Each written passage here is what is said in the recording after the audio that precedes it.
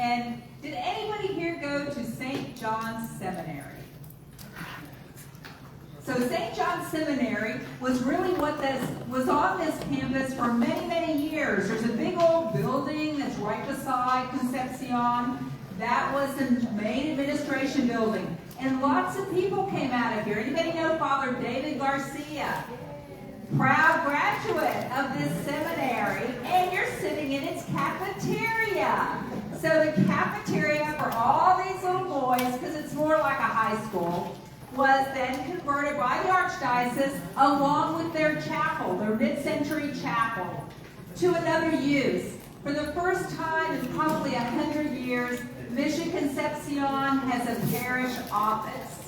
For the first time in a long time, they have space to hold their religious education classes and things, and so we really welcome that. In addition, El Camino de Santiago has a partnership with San Antonio. Does anybody know about the pilgrimage and the Camino in Spain? Yeah. So some of you have walked it, I bet. And, well, San Antonio has a Camino de San Antonio missions. And you can walk the river trail from Mission Espada to the cathedral, come into all the missions, enjoy the missions, and on a spiritual level, and you will get a 30-kilometer credit for that. And really, what's really unique is that when you get the certificate in Spain saying, yes, you did the Compostela, yes, you completed the pilgrimage, there's a line for where did you start. And they have you starting in San Antonio, Texas. So we have a unique and the only one in the U.S. where you can actually start this pilgrimage. So we are here basically trying to promote our missions. The other thing that I do is the preservation of the missions through Las Misiones. So if you see the white dome on Mission Concepcion, you see the new dome and the new roof on Mission San Jose, I work hard in the community to raise the funding and the knowledge of people to get good preservationists and conservationists to help us preserve and protect our mission churches so they will be. So anyway, welcome. If you have any questions about our campus, any questions about what we do, just let me know. And I'm looking forward to a great presentation. Thank you.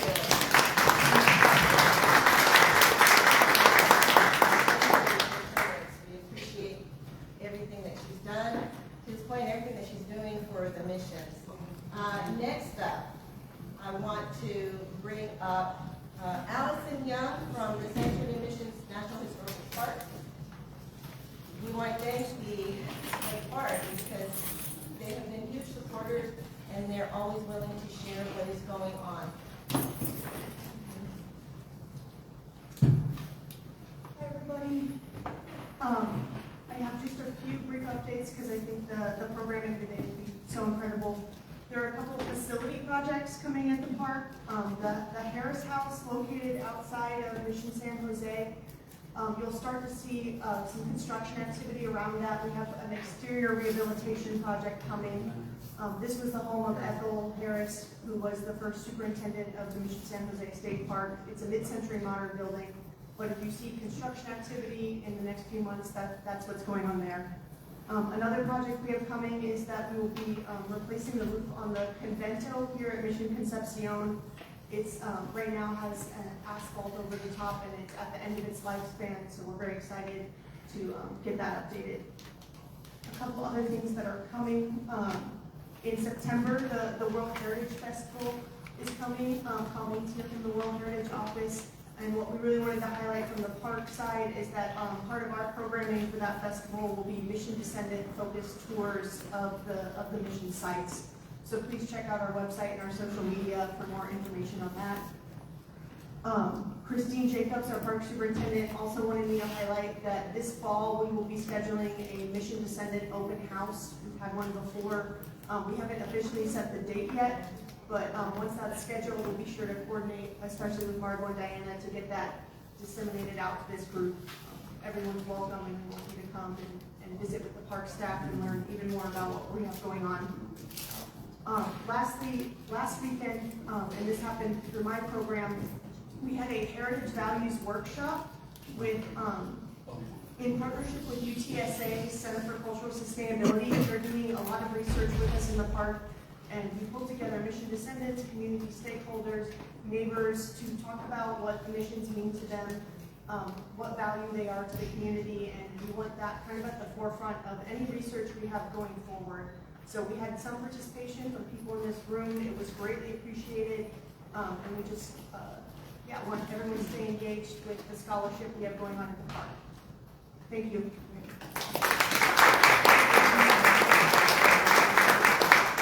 have one more notable person who's with us today that we want to come and speak to us from the World Heritage Office. Colin.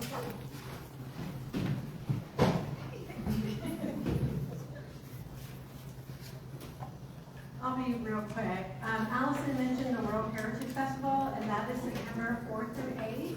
And it's with all the partners, National Park Service, the Alamo, the Archdiocese, and there's a range of activities from interpretive activities at the park to lectures at the Alamo. Just go to worldheritagefestival.org. And there's a lovely, we'll do a bike walk run on the Saturday, the 7th, and then the Mass on the 8th, which is a really lovely Mass to finish it out. And then we are working on the World Heritage Center. That's the building that's going up over at Mission Drive-In. And we will be having a community meeting this Monday at 5:30, I believe, to go over the exhibit content. We'll go over the text. So if you are interested in learning more about this center, that would be a great meeting to go to, or just connect with me over here and I can show you where you can find more information. So thank you, and it's a pleasure to be here.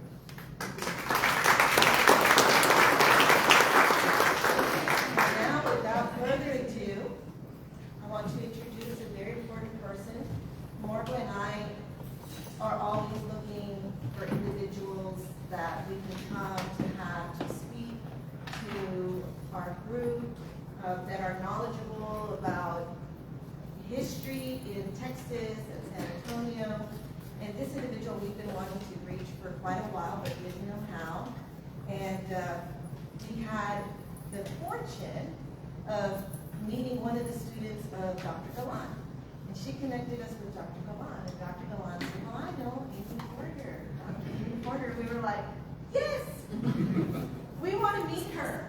And so we are so excited to have Dr. Amy Porter. She's a professor of history at Texas A&M University San Antonio, where she teaches a course on early American Texas and San Antonio. So without further ado, Dr. Amy Porter.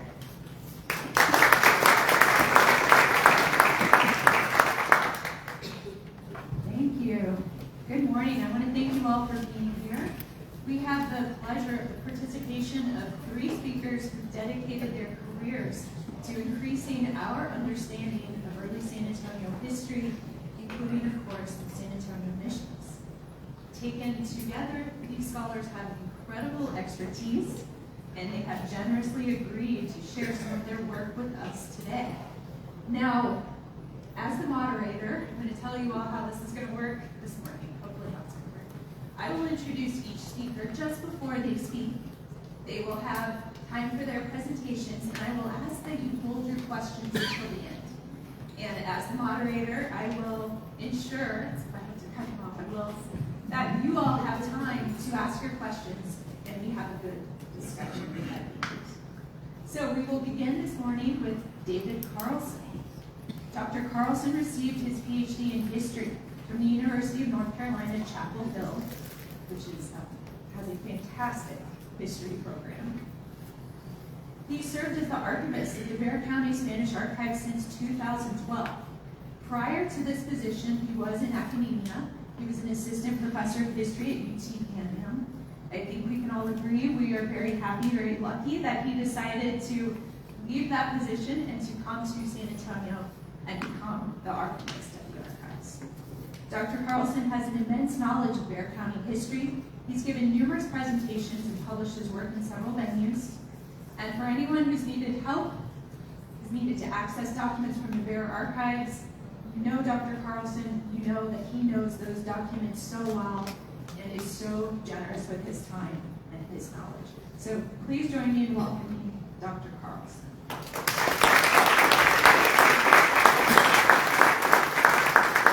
Very much, Amy. That's great. Oh, okay. Let me put my pen down, which isn't going to do me any good. I've got this now. Okay. Okay, great. Well, hello everyone. Thank you very much to everybody for coming out. That's great. I wanted to thank all of the organizations for organizing this talk in such a wonderful space, a wonderful facility. This is my first time here, and so it's really nice to be here. I see a lot of familiar faces, people who I've interacted with in the past, and people who I've had many long conversations with about the history of San Antonio de Bexar and situating it within an overarching, kind of history of interactions between Spanish America, Anglo America, and Native America. So it's great. I feel like I've learned a lot from everybody here as well. So that's tremendous. I am going to be probably briefer than either of my two colleagues, Clint and Jorge Ruiz, because my role, I think, at this talk is one of a public historian, and I'm going to basically rehearse some of the historical timeline and the trajectory leading up to the foundations of San Antonio de Bexar within the frontier of the Spanish colonial enterprise in the world. So I apologize in advance. I think when we hear from Jorge Luis and we hear from Clint, we're going to hear a lot of people who are really tussling with a lot of primary sources, primary documents, and are working on projects, making arguments and claims from those. And so I'm going to be mostly presenting you with sort of the state of the research, if you will, okay? So at any rate, without further ado, I'm going to go ahead and get started. Drawing lines, imperial rivalry, and non-state peoples in Texas and the Provincias Internas, 1718 to 1821. And so my opening remark is going to be to remind everybody of the emeritus historian at Rutgers, Mark Wasserman, who once made a comment about my field, which was originally 19th century Latin America. And he was speaking about the nations that emerged in the 19th century from long centuries of colonialism. And he made the remark that these nations had all inherited from 3 centuries of the best, but also the worst, of 3 continents.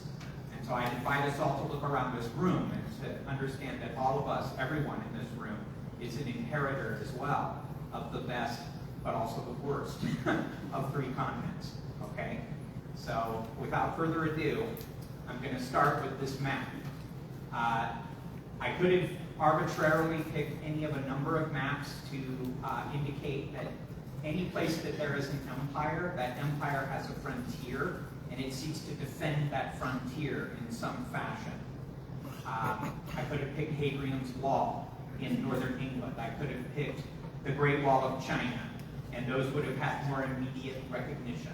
I'm picking this one because I used to provoke my students down in the Rio Grande Valley, and I would make them read an essay by a historian who referred to the 4th largest river in North America, the Rio Grande, the Rio Bravo del Norte, as the Rhine of North America. And then I would tell right away who had read the article, because this is usually pretty provocative, and I wanted them to develop their own counter-arguments about why or why not that might be true. But you'll recognize the modern-day nation-state of Germany, and superimposed over it is the old Roman frontier line, which followed natural defensible frontiers, the Rhine River and the Danube River. And the Romans saw fit to line this frontier along these 2 defensible waterways with a whole bunch of forts. And the idea was that each of these forts would be able to reinforce the other should the need arise. Okay? Didn't work. It never does. But this was the plan. And one of the inheritors of these sorts of ideas, and much of the Roman military tradition, was Spain. And we'll see that Spain tries to accomplish something similar to this in its New World domains. Okay, so while Spain is engaged in a arduous process of reconquista, and they are attempting to assert the primacy of Christian rulers over Muslim rulers, over Muslim subjects, over Jewish subjects, and over Mozárabe subjects, who are fellow Christians but live in kind of alarmingly Middle Eastern ways in Andalusia. There is a lot that is happening in pre-contact North America. And so I first wanted to bring up that there is a large Uto-Aztecan language family in North America that originates in the Great Basin and in the Altiplano Mexicano, the great sort of broad plain in northern Mexico, and also in what's much of the American Southwest. And these Uto-Aztecan peoples include a whole range of Indian nations, some of whom lived as non-sedentary hunters and gatherers, others who took up farming, and still others who formed empires, literal empires, and governed over their own New World empire prior to the arrival of the Spaniards. So the origin myth of the ancient Aztecs is that they emerged in a place called Aztlan, or Teguayo, and they made a very lengthy overland journey looking for a sign that had been prophesied. And they eventually made this discovery of the prophecy fulfilled in what is Lake Texcoco, now under Mexico City, where they saw a nopal cactus that was being devoured, that was serving as the perch of a great eagle, and the eagle was devouring a serpent. And so it was holding this serpent in its beak and rending it with its talons. And so this was the sign where they should create their city. They made an alliance with other groups, and they created the Empire of the Triple Alliance. Okay? The Empire of the Triple Alliance, the Aztec Empire. Uto-Aztecan language family speaking Nahuatl. Nahuatl is the language still spoken today by many people in central Mexico.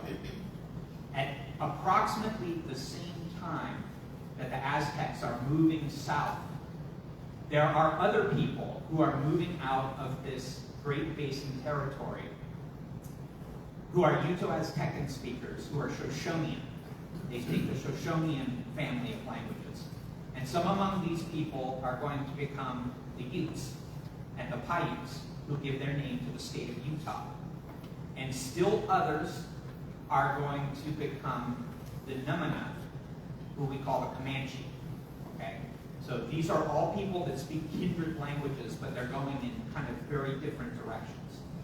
At the same time, roughly during this time period, we have the Athabascan peoples. Athabascan speaking peoples include the Diné, the Navajo. They include the Apache, and the Apache can be broadly construed as three groups: Western, Chiricahua, and Eastern Apaches. But they're also related to Athabascan speakers in what is the Pacific Northwest, in Alaska, and in the Canadian subarctic. And people who study Indian languages are excited to begin to plumb whether or not the Athabascan languages have a relative along a particular river in Siberia. And so, you know, this is like Thuringia's last hurrah, right? What if the Athabascans and peoples in Siberia speak a related language?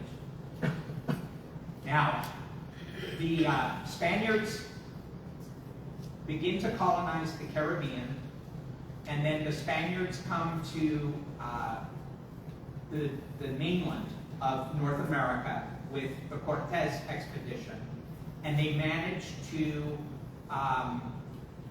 defeat the 19th Tlatoani, Montezuma, who we call Montezuma, who is the emperor of the Empire of the Triple Alliance.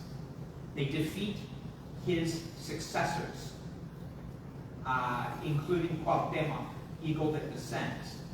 And the Spanish are able to implant their own rulership over the old Empire of the Triple Alliance. If you ever go to Mexico City, you can go to the Plaza de Tres Culturas in Tlatelolco, and you can see right in front of you pre-contact temples. You can see colonial era churches made from the stone of those same temples. You can see modern public housing from modern day Mexico City. And so it's all of the long ancient history of Mexico in one specific locale. And you will see a monument. And the monument has a Mexican nationalist message, but I think there's a lot to it. It basically says that it was here in 1521 in the Plaza de Tres Culturas in Tlatelolco where the last resistance, bitter defense of the city of Tenochtitlan was carried out by Cuauhtémoc, and they were overcome by the Spaniards. And there are many tens of thousands of Indian allies. And it was neither a victory nor a defeat. There was neither a victor nor vanquished. It was the painful birth of modern Mexico. And that's in many ways how I think we should view those events. So the Spaniards begin to move into New Spain. And while this is going on, it coincides with a process of climate change. And we're living in a period of climate change, and we're living through a period where people are concerned with fast changes that are being wrought by climate change. And there have been earlier similar periods in the history of the world, and one of those is the so-called Little Ice Age. So the Little Ice Age is a period of cooling. It's a period of more rain and more rainfall. And what this causes in North America is that the prairies begin to become much more lush, and bison herds begin to greatly multiply at the same time that a biotic frontier of old world animals and diseases, which we call the Columbian Exchange, begins to move north, far in advance of any actual Spanish conqueror. And what this brings to peoples in North America is equestrianism. And it causes an extraordinary revolution among Native American groups. One of those groups is going to emerge, and that's going to be the Comanche. Equestrianism is going to completely transform their lives. They are going to take to the horse. They're going to be able to move faster. They're going to be able to carry more weight in slaughtered buffalo, buffalo hides, buffalo meat. They're going to have a greater trade range. They're going to be able to sell more meat, more protein for more carbohydrates from people who practice corn agriculture. They're going to be able to trade and raid. And they're going to become the masters of the Southern Plains. And they're going to begin to move in on Apaches in the plains and displace them from river valleys because they want the water. They want the water resources, okay? So all of this is going to be native peoples interacting with one another in the midst of this Columbian Exchange before the Spaniards actually arrive. And then when the Spaniards arrive, they're going to have to figure out how to negotiate this system. But broadly speaking, we can divide this up into 4 different groups. Before we get there, this is from the Mixton War. This is a war that is fought in what is now Guadalajara, Jalisco, Zacatecas. This is a process of internal conquest in Mexico. And this is Nuño de Guzman, who is one of Cortez's rivals. So I would draw your attention to the upper quadrant of this illustration, and you might be able to make it out, but it basically says, Pedro Alvarado murió. And then you have 1541. So Pedro de Alvarado is this particularly cruel conqueror He's left in charge by Cortez in Tenochtitlan. You may recall the story. He's convinced that the Aztecs are conspiring against him, and he's right. He starts to torture people willy-nilly, and of course they tell him what he wants to hear, and what he wants to hear is this kind of paranoid conspiracy. He goes nuts and he kills a whole bunch of Aztec nobles in the Templo Mayor, and he provokes a reaction against the Spaniards while Cortez is away, and they're driven from the capital, Tenochtitlan, the so-called Noche Triste. Okay? Later, Pedro de Alvarado goes to Guatemala. He's the conqueror of Guatemala. And then he comes north. And unfortunately for him, in his 50s, he's crushed by one of his horses. So here he is squashed in the upper quadrant. And you can see that the indigenous person who's already learning to read, write in Spanish, has drawn a little glyph next to his head, which has the sun on it. And that's because Pedro de Alvarado was red-haired. He had flaming red hair. So they remarked on this, that he was associated with the sun. So here's dead Pedro de Alvarado. Beneath him is a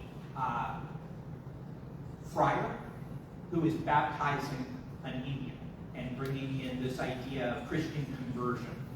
And then beneath that, you can see a conqueror, pretty scantily attired, but still carrying a sword and holding his bi-lobed rawhide adarga shield from a withering shower of arrows being fired from a chichimec, or a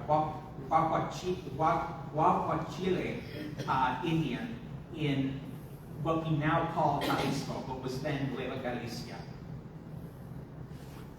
So the Spaniards begin to move north and they begin to make silver strikes. And as they make silver strikes, this becomes the basis for the colonial economy, by and large. We are going to basically enslave Indians and force them to work in silver mines. And we're going to create haciendas and ranches to provide horsepower and ox power and mule power to completely transform the colonial economy. And as we move north and keep finding more silver, we completely reinitiate this process. So I draw your attention to a couple of illustrations. The first, I think, is actually Nuño de Guzman himself. He's carrying a rodela shield and he's mounted on horseback. And they are attacking Indians for this internal conquest, internal to Mexico, this process that has been initiated. So who are these warriors that are carrying these obsidian-bladed macuatl with them? Okay? These are Tlaxcalas. These are allies of the Spaniards. The Tlaxcalas bitterly contested and challenged the Spaniards. Then they decided it would be better to go ahead and join the Spaniards against their enemies, the Aztecs.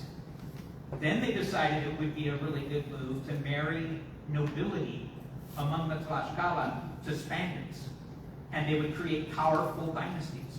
So this is basically a kind of European phenomenon where, Indians are allied with the Spaniards to further their own goals of territorial conquest, their own goals of aggrandizement. And then when you get to the bottom illustration, this is actually north of the Panuco River.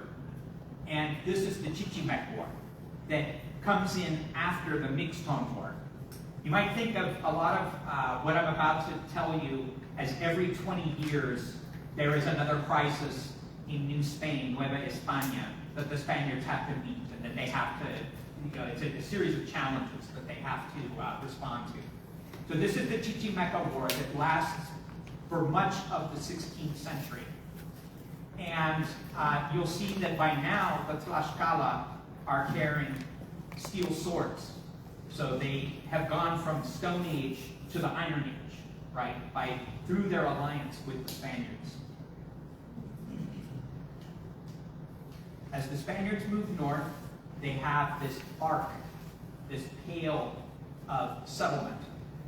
And they have a zone that they refer to as the Tierra de Guerra, the zone of war, where we are fighting against Indians who want nothing to do with us and are not responding to any entreaties to be allies of us.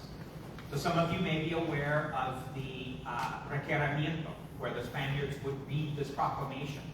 And it basically says, you surrender to us now, or we will make terrible war against you. And we will enslave you. And they carried with them branding irons, right? Like how do you, if you're in a society where everybody's an Indian, how do you determine who's a slave and who's free? Well, you brand them. You brand them as a slave.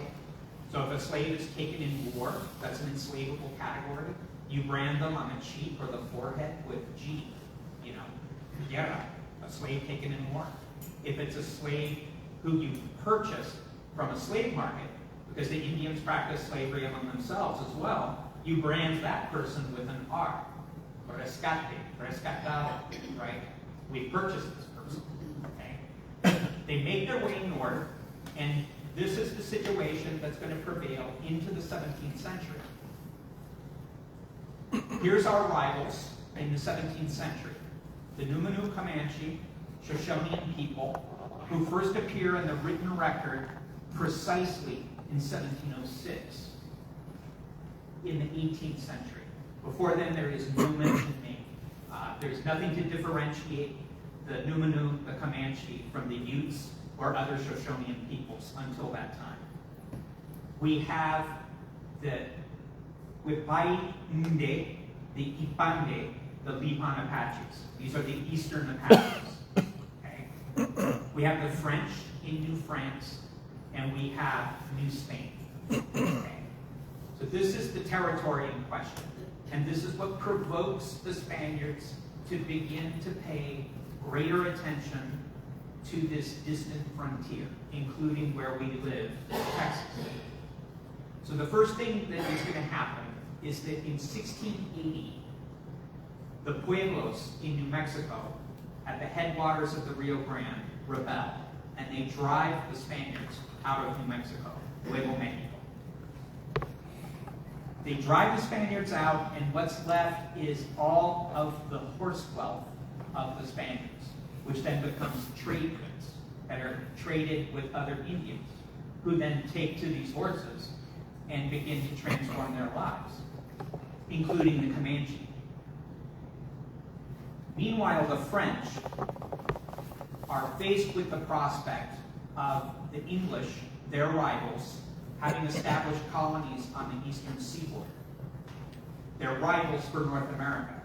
So the French begin to ply into the waterways of inland North America along the Mississippi Basin, and they begin to probe all of these rivers for portage and for trade and alliance opportunities with Indians, including the Pawnee, the Osage, and so on. People are sent from Detroit, all the way down to Louisiana, La Louisiane, and they establish themselves in the Bay of Biloxi in the 17th century, and then move to the much more prepossessing Mobile Bay. So in the early 18th century, Mobile is going to be the basis of French Louisiana, before it then moves to New Orleans. As they're practicing their alliance techniques with Native Americans, and they're doing portage down these rivers, they begin to probe down the Arkansas River. And then suddenly a group of French adventurers decide to go long bomb and go clear across Texas and contact settlers from New Spain with the idea that they would be interested in contraband trade. All of this is alarming to New Spain. New Spain does not want an imperial rival anywhere near the silver mines, which is the principal value of New Spain to them. So we all know that they send entradas into what is now Texas to try to locate the French, and if they find the French, to eject them from Texas. So this is what leads to them coming first to look for La Salle. They find out La Salle has been murdered, bumped off by one of his own men. The French have abandoned Texas, so they turn right around and they come back. But then other events are going to intrude that convince them that they're going to have to figure out a way to meaningfully establish Spanish sovereignty over the Nuevas Filipinas or the Provincia de Texas. Okay. So the French establish a trade entrepot in Natchitoches. They begin moving into the Arkansas River, trading with Indians. They're moving into the Red River, the Arkansas River, and they're aware that the Spaniards have made efforts to establish missions among Indians in Texas. Finally, in 1714, Ruiz, Jusquero de Saint-Denis, and 3 other Frenchmen make their way all the way across Texas, and they show up on the orilla, the banks of the Rio Bravo del Norte, the Rio Grande, and they show up at San Juan Bautista. And this completely alarms the Spaniards. Like, what are these French people doing here? Where did they come from? What are their motives? Okay? Now, I told you that we're inheritors of the best and the worst of 3 continents. Well, here's where one of the better impulses perhaps comes into play.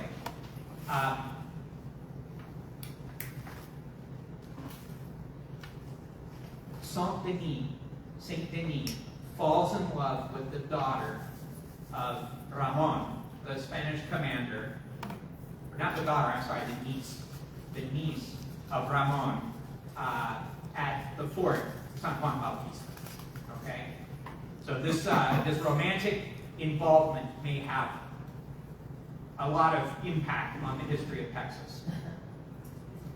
The Spaniards take Saint-Denis and others down to talk to other Spanish officials in Monclova and other places farther south. And it's very confusing and it's filled with all kinds of conspiracy, but it seems that Saint-Denis is still somehow writing and sending reports to his boss in Mobile, Alabama during this time period. And he seems to be going for some kind of long game where he's hopeful that they'll be able to establish contraband and trade relations with subjects of New Spain as well as with Indians. Okay. Now, in the course of this, you get the response. The first time there's going to be a permanent, sustained presence in Texas instead of ephemeral entradas by the Spaniards. And this assumes the form of the establishment of the East Texas missions. So I've got their names up here. San Francisco de los Neches, Nuestra Señora de Guadalupe de los Nacatoches, Nuestra Señora de la Purísima Concepción, which of course, you know, is where we are, Purísima Concepción mission, but when it's here in San Antonio de Beja, and San Jose de los Nasoni. It's also in 1718 when the Spaniards established the Presidio, San Antonio de Beja, right here. Let's put a military post here. And it's not soon after, of course, that San Antonio de Valero, the mission, is established and then subject to being moved periodically when it's destroyed by floods and other reasons, until it's finally sited in its present location, which is the Alamo today. So this is when the settlement of Texas really assumes this huge importance. The Spaniards had their hands full with this very large area, and they initially decide that the proper place to put the capital is going to be at Los Adayes, which is today in western Louisiana. The idea being that this is literally right there opposite Natchitoches where the French are. This is where the French have to be met. This is where they have to be challenged and contested. We're going to make sure everyone knows this is Spanish territory, right?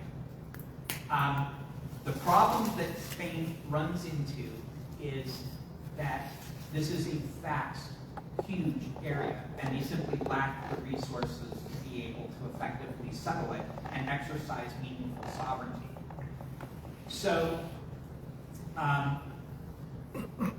we're aware that there are other attempts made to subdue the frontier, to settle the frontier. One of those is the 1750s Jose de Escandon settlement project.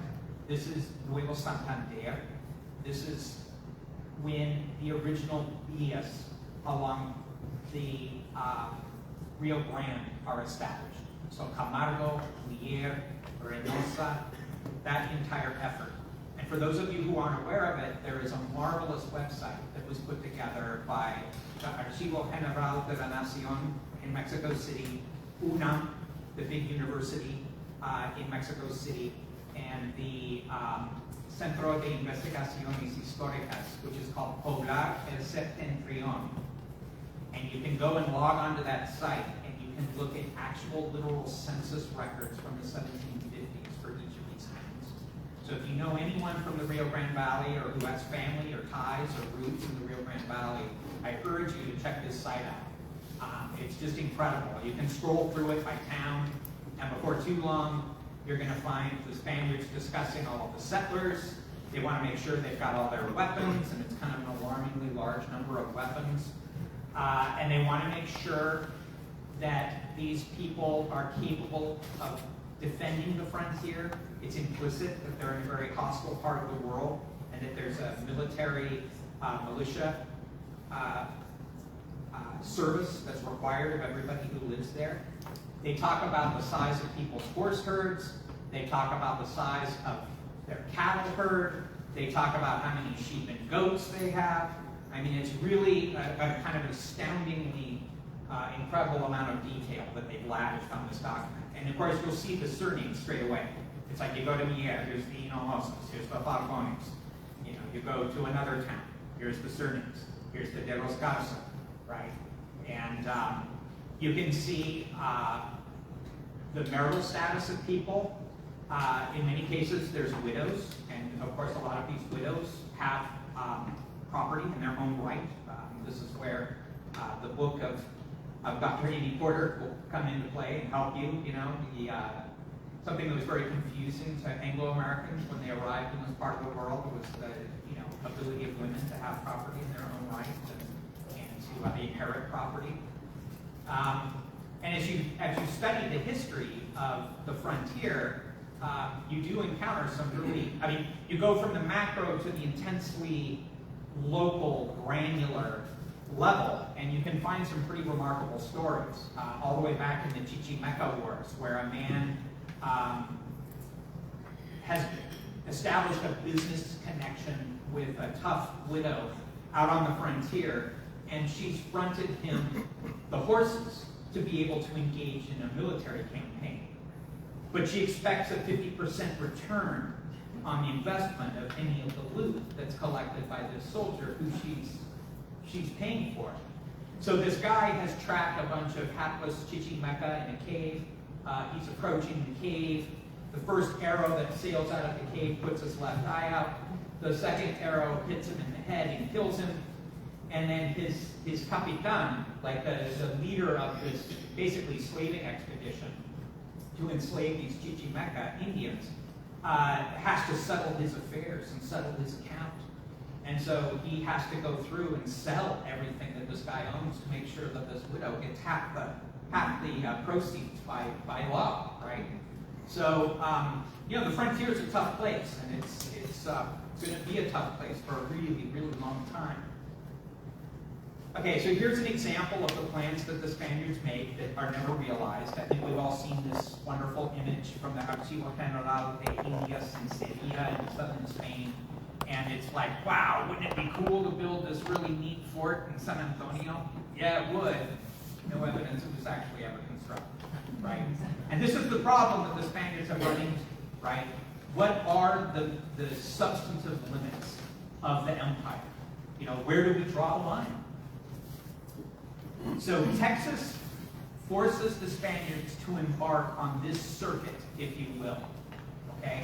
Nuevo Santander extends to the Nueces River. You can see that Nueva Extremadura, later Coahuila, extends all the way, I want to say, to the Brazos River in some locations, and in other locations to the Medina. And then we have the Nuevas Filipinas, or the Provincia de Texas, which is basically this area that goes from the Nueces, the Medina, and the San Antonio River, all the way past the Sabine. And this is this new kind of territory. These are late images of the Lipanes Ipande and the Namana, the Comanche, that were made by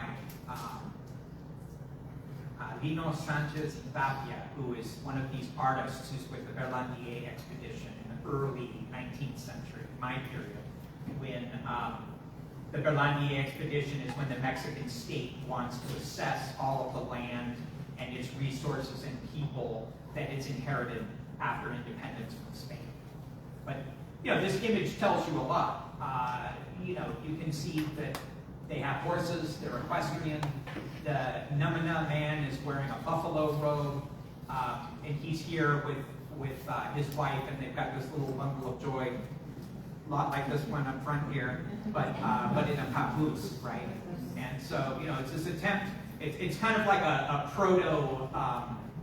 It's like a proto ethnography, if you will. We're gonna illustrate how these Indians look, so that people can, who haven't experienced this yet, get a sense of it. So with equestrian, with horse wealth, the Comanches established themselves as the main power, if you will, over the southern plains. This becomes Comancheria. To the Spaniards, the alternative to Comancheria was Lipaneria, where the Lipan Apaches are.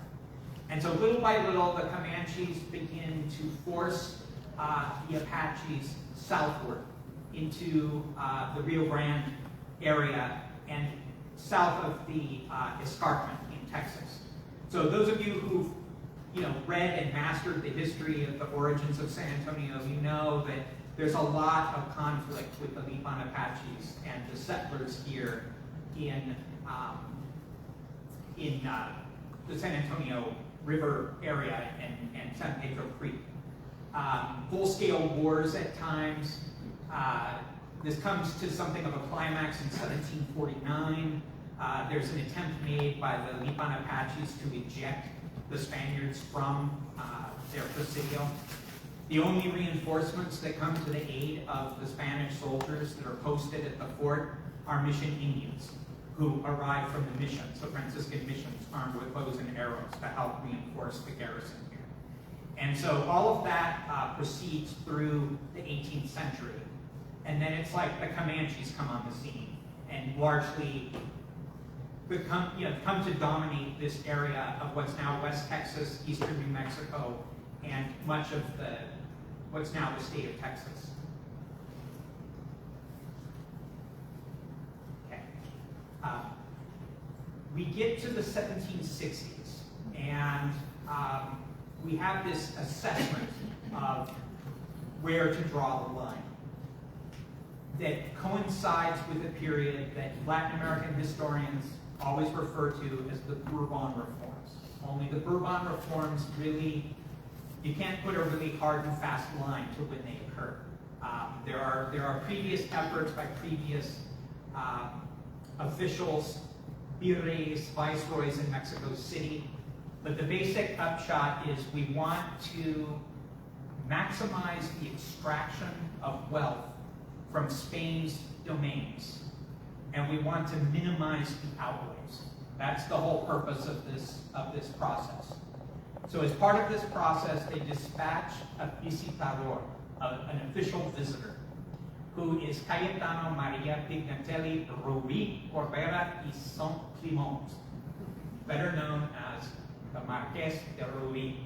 And the Marqués de Ruiz comes here in 1764, and he makes an official visit of all of the areas of the Spanish frontier from what's now Nayarit in northwestern Mexico, all the way through what is now Coahuila, Chihuahua, New Mexico, and on into Texas.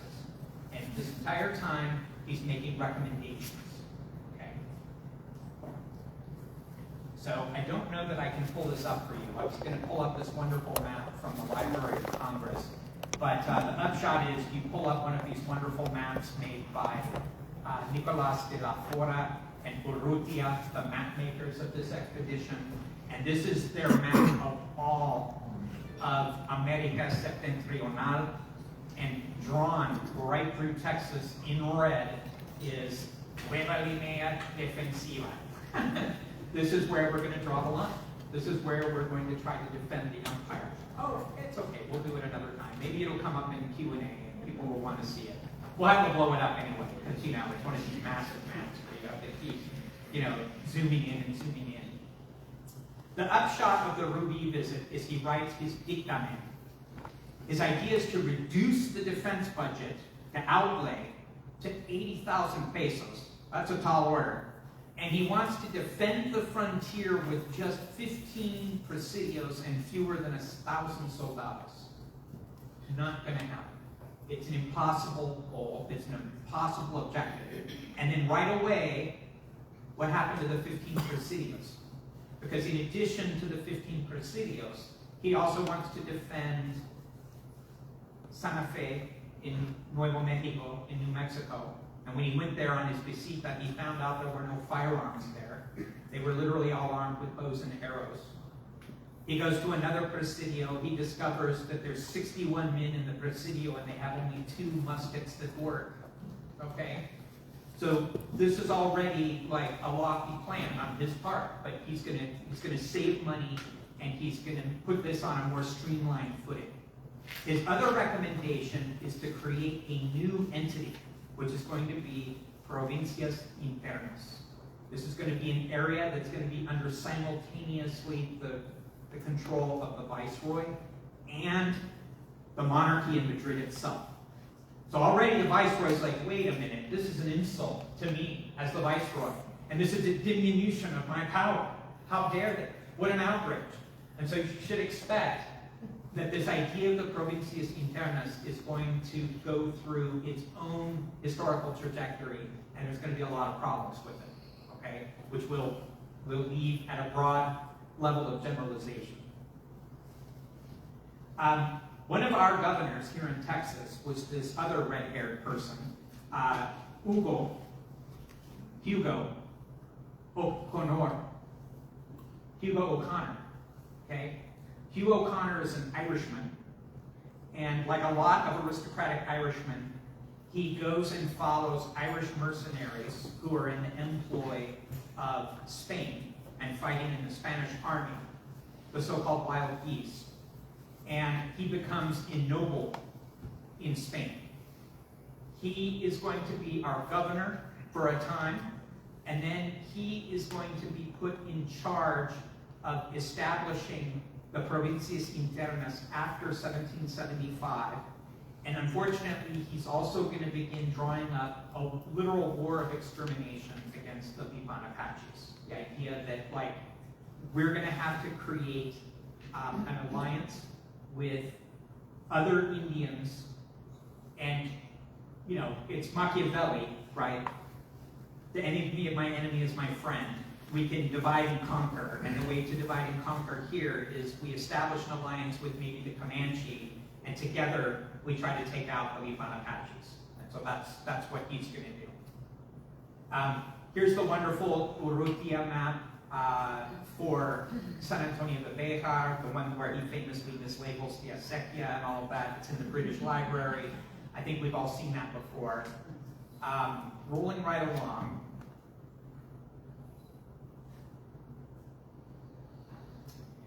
The result of the Ruiz report is going to be the Royal Regulations of 1772. And again, this is an attempt to establish the basis of frontier defense and put it on a much more robust footing. Part of that is an idea to abandon the so-called soldado de cuera, the trooper who wears leather armor to turn aside Indian arrows, because they use too many horses. It's thought to be too indicative of a defensive mentality. They want people to really get out there and go after hostile Indian nations and basically wage war more on Indian terms. Part of this is the establishment of what are called the tropa ligera, troops that will be much fleeter, much faster, and will require fewer remounts. And then, in turn, this stimulates the creation of the so-called compañías volantes. And of course, the most famous Compañía Volante for us here in San Antonio is going to be the Segunda Compañía Volante Álamo de Parras, who are going to be sent here in 1803 to help guard the frontier after the United States obtains Louisiana. So let me make a few closing remarks and hand it over to Jorge Luis Garcia Ruiz and to Clint McKenzie.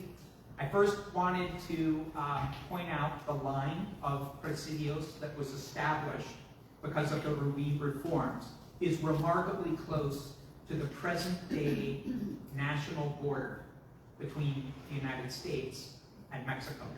This is one of those curious features of this, that it in many ways is kind of a retrenchment, where like we would rather dominate all of the Southwest, Alta California, all of this area, but at a certain point we have to figure out what's a more defensible position. So this map shows the net of mutually supporting presidios. It shows this kind of crazy nexus going into Texas, and then after the French and Indian War of 1762, the 7 Years' War, Spain obtains French Louisiana, and it becomes Spanish Louisiana. And of course, it's Ruiz who argues that they should just simply shut down Los Adayes, and everybody who lives in Los Adayes and Nacogdoches should just move to San Antonio.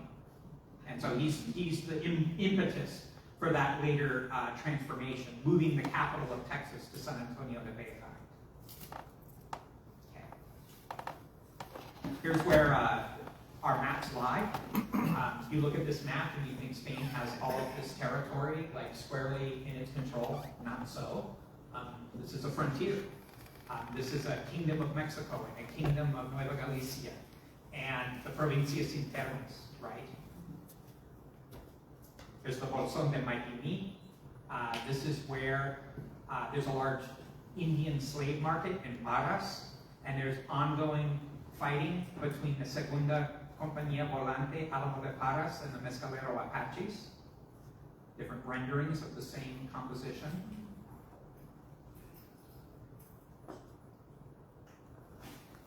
And I'll close here with my last image about the Indios Bárbaros, the barbarous Indians who want nothing to do with us, the Apaches. So thank you all very much. I didn't get quite as far into the developments that are going to occur after the United States acquires Louisiana, which again leads the Spaniards to recognize that the frontier is under threat. And then we're going to see the wars of independence in Mexico, all from 1810 until 1821, that are going to lead to all sorts of implications here for the frontier, and especially here in Texas. But I don't want to belabor points that I think you probably know, and I do want to give sufficient time for my colleagues. So thank you very much. And I'll look forward to answering any questions you may have, or maybe piggybacking or chipping in. And I wanted to thank everybody for your kind attention. Thank you.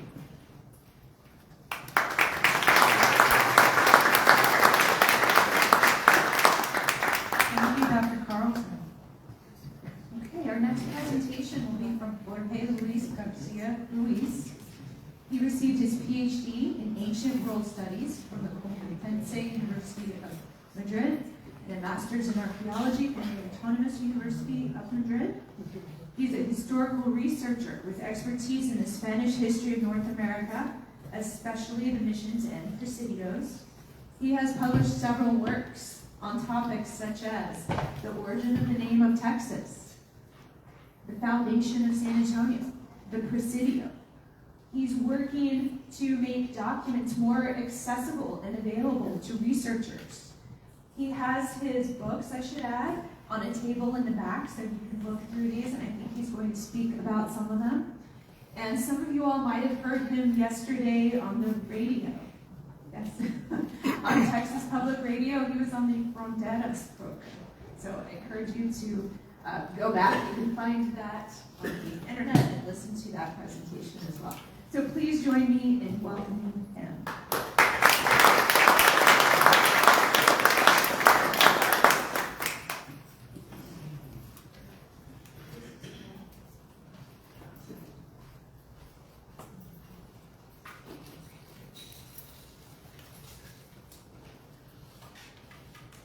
So, thank you all for being here. It's gonna be difficult to spend a Saturday morning instead of in the Colonial or in the rancho. I don't know what to talk about because my colleague David said everything. So maybe we can play cards or have a bingo. Okay, let's start. So yes, this is an investigation, a research that I made like 2 years ago. I finished that, and these years I was dedicated more to the presidios, and so it's kind of review also for me. Okay, so here we have. Sometimes when I make this presentation in everywhere in America and in Spain, I have to.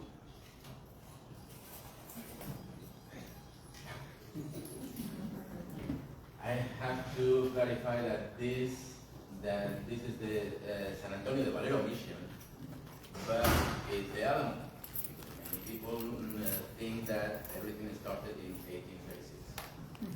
So here in San Antonio we had a lot of people before that date, and stones hitting all from the sky. We have mission San Antonio de Valero, which now is the Alamo. It's not the Alamo mission because the Alamo is a name that the place gets later than when the mission ends this period. So, oh yes, of course it's not working because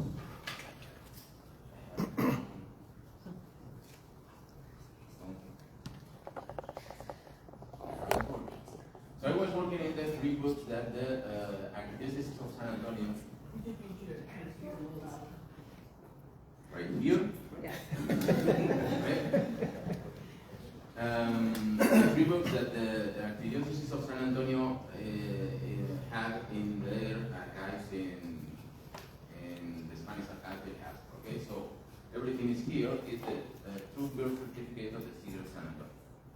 Everything is here. Why? Because between 1718 and 1731, everybody coming here in San Antonio is recorded on these books. Not only the natives, also the Brazilian soldiers and the civils that were living in San Antonio at that time. So as you can see,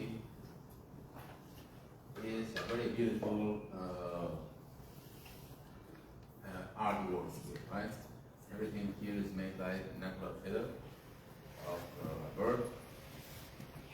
I cannot imagine how difficult it was for the friars to do something like this, because we have some of them.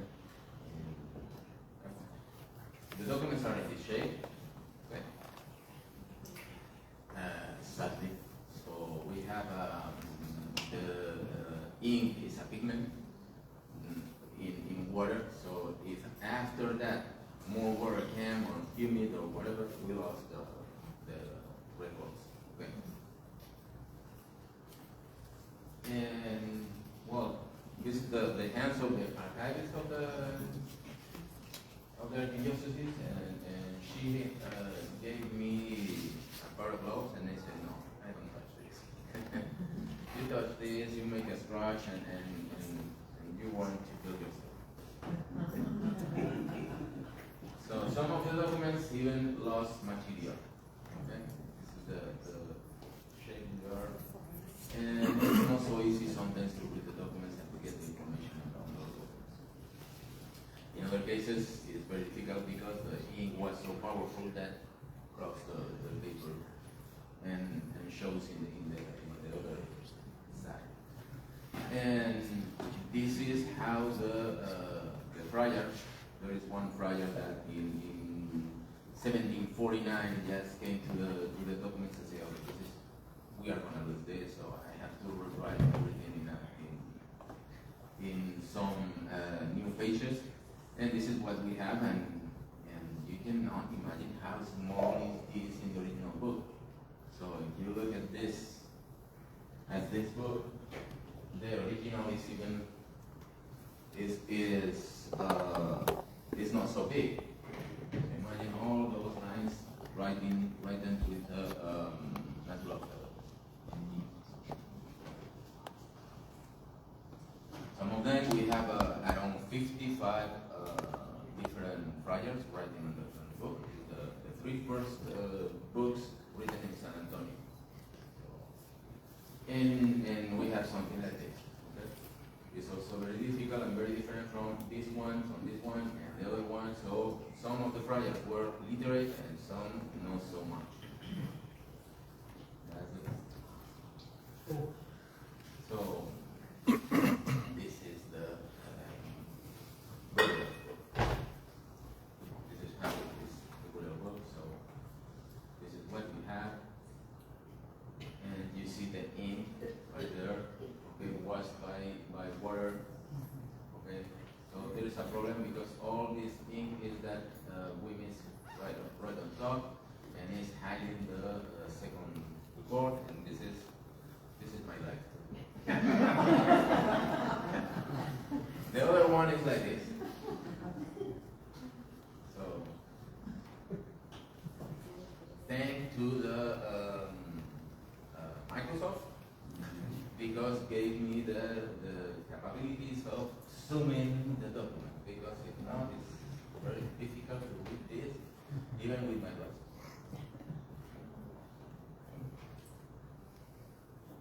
And what I did was to reproduce, to make a transcription, trying to keep the structure of the original document. Right? So you read this, and this is recorded right here. And in nomine domini, amen, is everything. Okay? The same structure. Because these books are like a person, like a human being. It's like something alive. And I don't want to do something cool, just very, very, just to reproduce what the friars were doing in that time. Okay? And of course, for you to read, it's very clear. Okay, we have a lot of space, not much condensed literature, and confusing, and very confusing. I'm sorry, it's, yeah, very confusing right now. Yes. Okay. It's very confusing to read when we have a lot of words all together, and so I made something clear, something with spaces for you to get room to. So I got the approval and the support of the Archdiocese of San Antonio, which is the institution that keep the documents, and the support of the archivist Maria Elvira Sanchez Kisen, okay, which is very helpful and very kind. So we have three books. Is baptismals, is burials, and is marriages. Right. So this is what we have. You see the document very clear, very easy to read.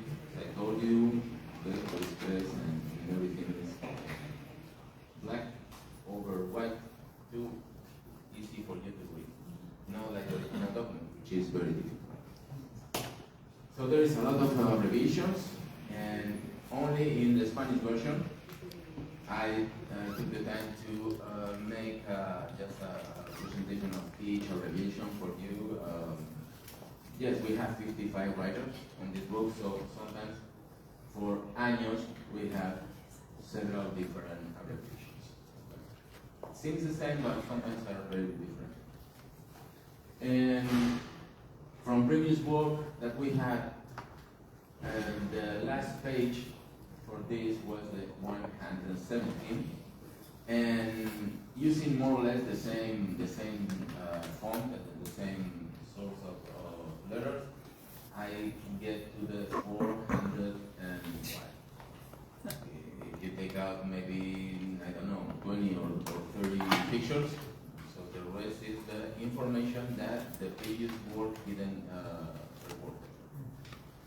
In that thing, we have, for example, this, that the information was too faded for the previous reader to get it. We have 246 to 258, and the document is here. The document existed. So I don't know, in this case, that person didn't report it. So now we have all those records coming to life, and I get around 300 people in the baptismos, 400 in the burials, persons that were just forgotten in history, and they came to life thanks to this folks. Okay? So in this case, for example, the notation is faded too much to read clearly. It has the name of Father Olivares and was signed by Father Francisco Hidalgo. Well, this is not a report. This is, but has the number 83, like a regular record. But it's the moment when, in 1720, the moment when Fray Antonio de San Buenaventura y Olivares handed the mission to Francisco Hidalgo. Okay, so everything is recorded. We have documents for everything. And even we have some, if you are looking for if you are the descendant of this person, Rafaela, I have sad news for you. That person didn't exist. Yeah. So this is surprises that we find in the previous work. Okay. So it's a report that was made up by the previous reader. So that happened that for Elvira Sanchez Pizar has a visit, I don't know, maybe 3 years ago, 4 years ago, of the descendants of Rafael. So they made the genealogy and say, okay, we are descendants of Rafael, but this is something that is not in the original document. Was made up. So sad news, if you are descendants, make again your genealogy because that person didn't exist. So we have the mission chronology. The mission chronology was 1699, the foundation of the mission in the Sabinas River, south of the border. Okay, not Sabine River, but Sabinas River in Mexico. Is, I don't know, maybe 100 kilometers or so, 60 miles south of the Rio Grande. Nuevo León. Nuevo León. Yeah. So they established there, and they had around 400 natives of Jarame, Payuan, Siaban, and Papanacan. Why this is so important? Because they are the founders in some way of San Antonio. They moved all to San Antonio. Okay? So this is important because so far many historians trying to do a chronology or a narrative of this, they thought that with Olivares came only 4 Jarames to move the mission Valero. But this is not. I will explain in a minute. Okay? So then, Antonio was a native of Texas nation, the Hasinais on Texas, the only Texas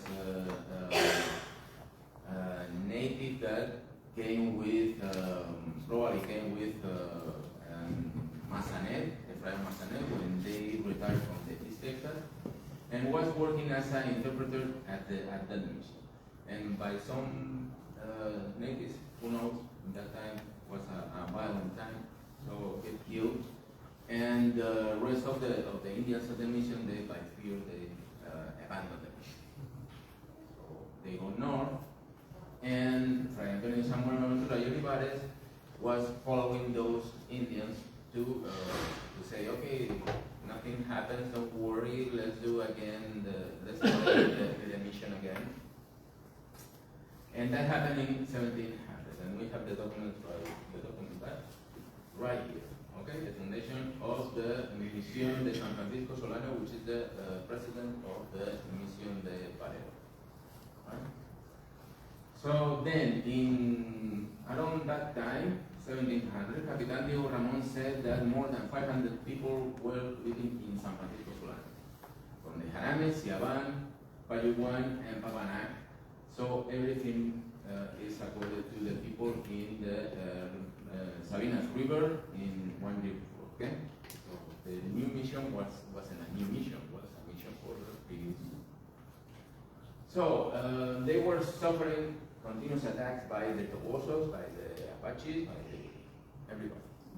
So in one moment, Fray Antonio Samuel Montero Olivares talked to the viceroy in Mexico and say, you need to provide me with protection because we are gonna die here, everybody. So you need to do something. And it's such a, for the Spanish ground and in those days and today is always the same. We have a big bureaucracy that in the world. So everything goes very slow.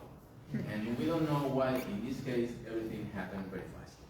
So the viceroy say, okay, get Diego Ramon with a company to protect the natives at the mission. And they were establishing today Guerrero, Coahuila, in the Rio Grande, in the valley of the Rio Grande, which is not the same than Rio Grande Valley. Okay? The valley of the Rio Grande is everything in both banks of the river from the north to the east. Okay? Because it's something when I using my translated English, I'm saying Rio Grande Valley and people get confused about it. There is a place called Rio Grande. Made that clarification. And after 18 years, Fray Olivares decided to move because the work was done. Everybody was converted. Everybody was living as a Spaniard. So decided to step forward and go to San Antonio.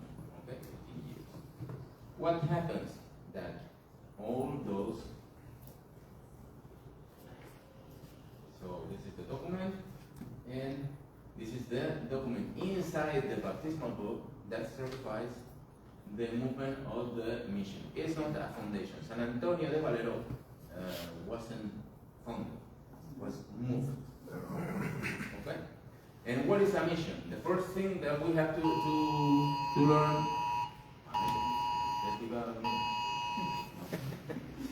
Because now the whole room will be with the.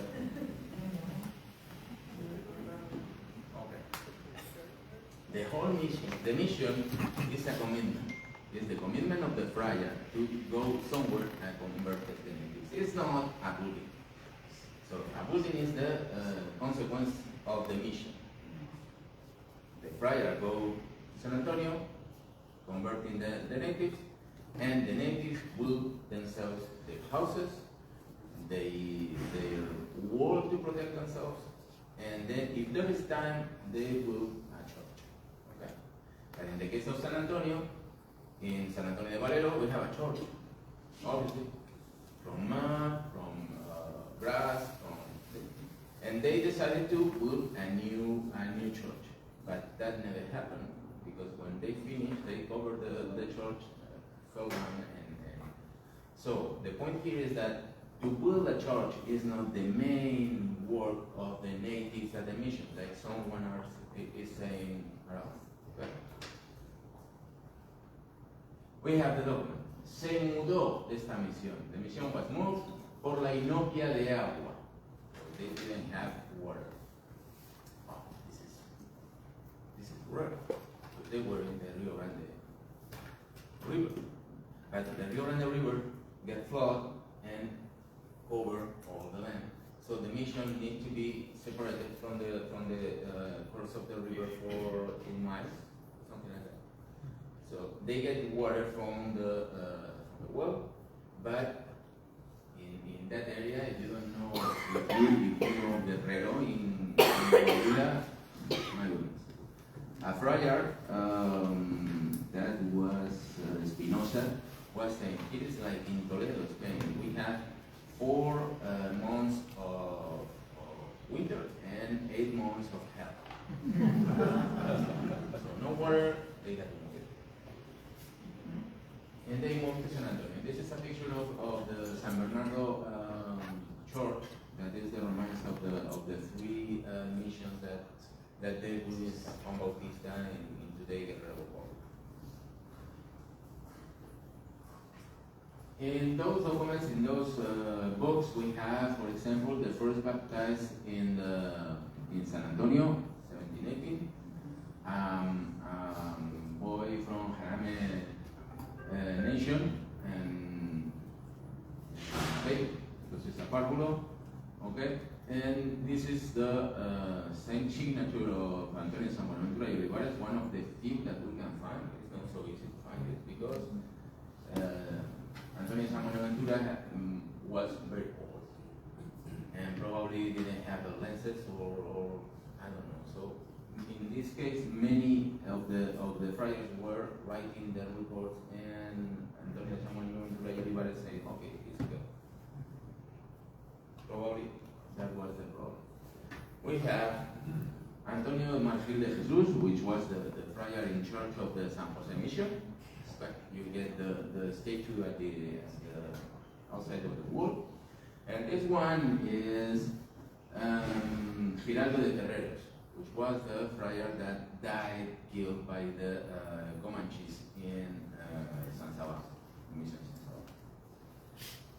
Sabas.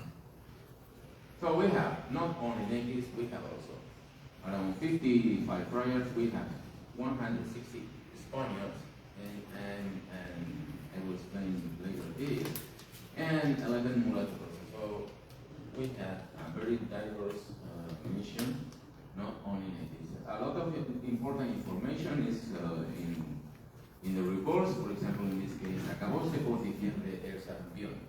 So it's not only a list of dates and names, it's also giving us a lot of information that if you make a database like I did, you get the history and the birth certificate of San Antonio. Who did and what did and when did, okay? We have also this, and for many times, we had the Mission San Francisco Javier de Nájera on 1732 or 22, I don't remember. 1722, okay, but this was elected. I lost that. Someone just take off. It was we're gonna move it, so I don't know. Obviously, it was in front of the golf field. No, it's not. But the document is saying, bautismo de los serbipianos, que se intentaron poner en nueva misión con la advocación de San Francisco Javier, lo que no tuvo efecto. So we have that's report in the baptismos and in the burial book. So the document is saying that missions never happened. Never. But, well, historians here 100 years ago, more or less, decided that it was. Because they didn't read the document. We have the document. I don't stop to hear people saying, we don't have documents. We have everything. Everything. But in mountains. 91 million documents in the Archivo General de Indias in Seville, in Spain.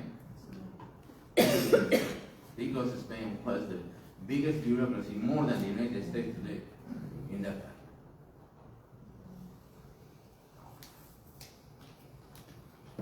So we have important things like the blessing of the new church as a cemetery.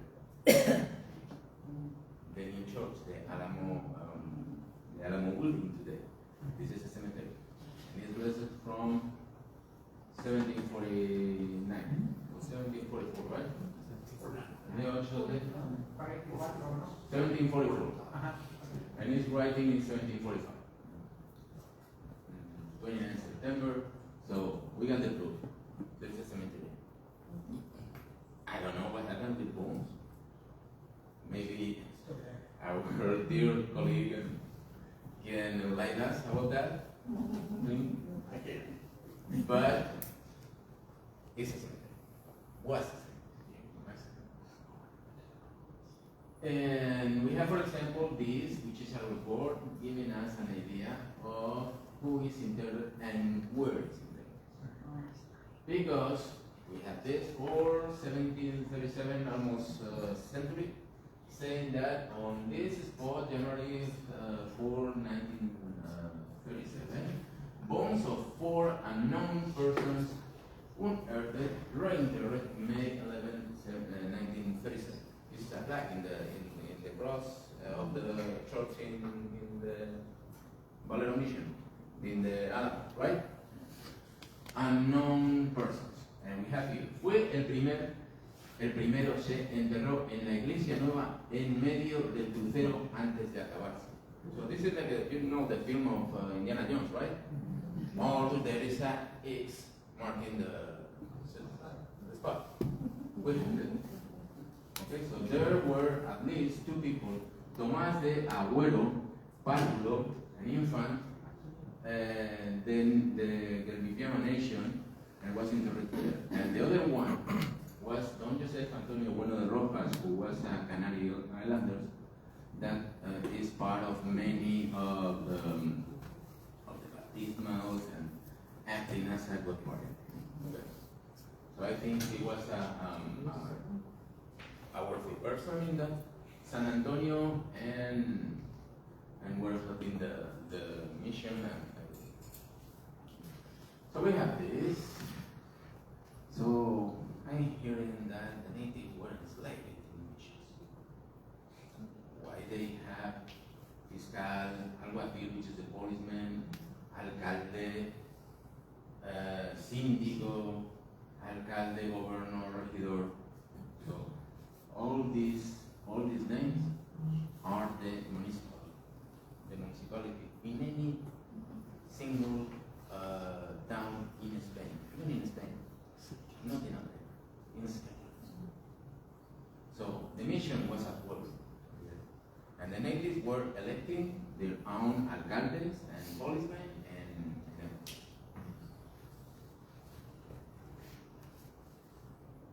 And this is only a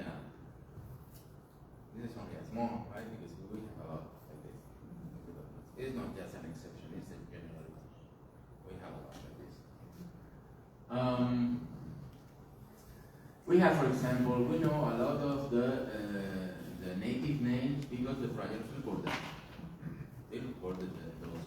And for example, this is a muchacha como de 9 años, 9-year-old, called Apajoba. This is not a Spanish name. This is the name that she has in his nation. Right? Apajoba. Aquí puse por nombre Marta. The parents of Marta probably decided to put Marta because they knew another person, Marta. Like today, we have a daughter, you have a son, and you say, oh, I like that name because I have a friend that has that name. Okay? So everything is normal. We try to get dark stories about everything, but everything is normal. Okay, the Nación Apuyat. And we have, well, I have a slide for this. I will conclude. Okay? So they were taking care of the names of the nations, everything was reported. In this case, another person said me not long ago that, they were called savages. Okay, if we are being honest, we cannot say that. Okay? Because they were called Gentiles. Gentiles is the native that is not baptized yet. Yes, we have Indios barbaros. Who were the Indios barbaros? The ones making the war against the missions, against the Spaniards. They were Indios barbaros. In a mission in East Texas, Texas, in Louisiana, French missions, they were called savages, and they belonged to Mr. Coffin. Sauvage, yeah. Well, it's in English, right? And what happens, like even in English, this is a plaque that were in a monolith in the Plaza de Armas in Santa Fe. It is grabbed by savages. So even in English and in French, they use savages or sauvage. Okay? And the Spaniards, they were using gentile. So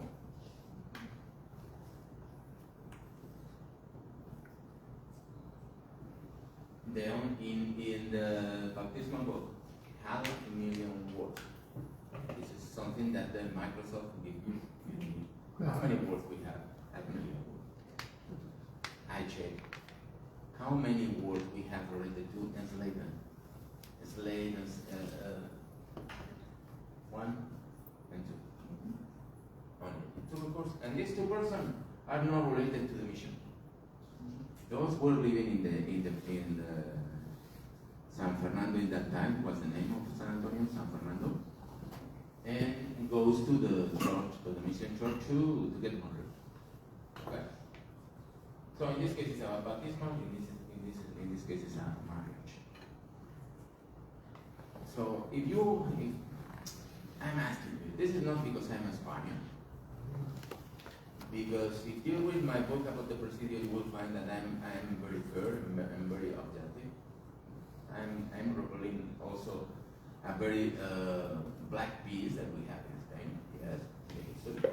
But I'm trying to be very fair because I'm a professional in history. I'm not just I don't have any political interest, or I'm not getting money from any grounds.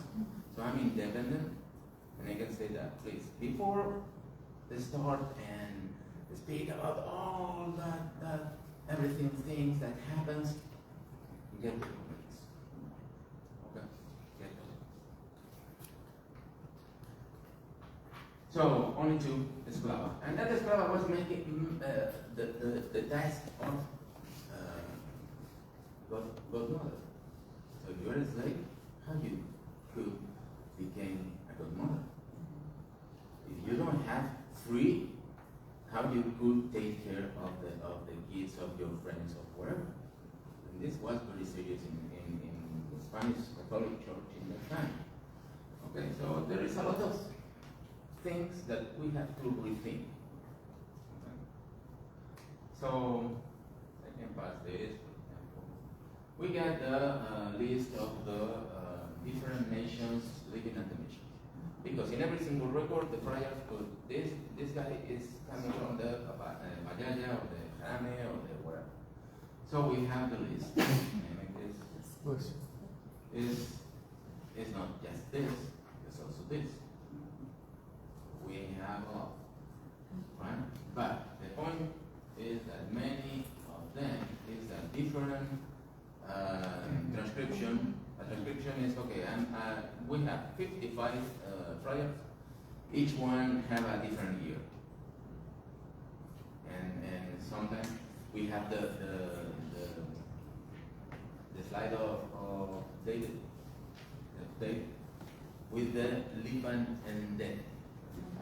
Lipan and the, it sounds like Ipandi, it sounds like Lipan, it sounds like, depending on the people hearing that, right?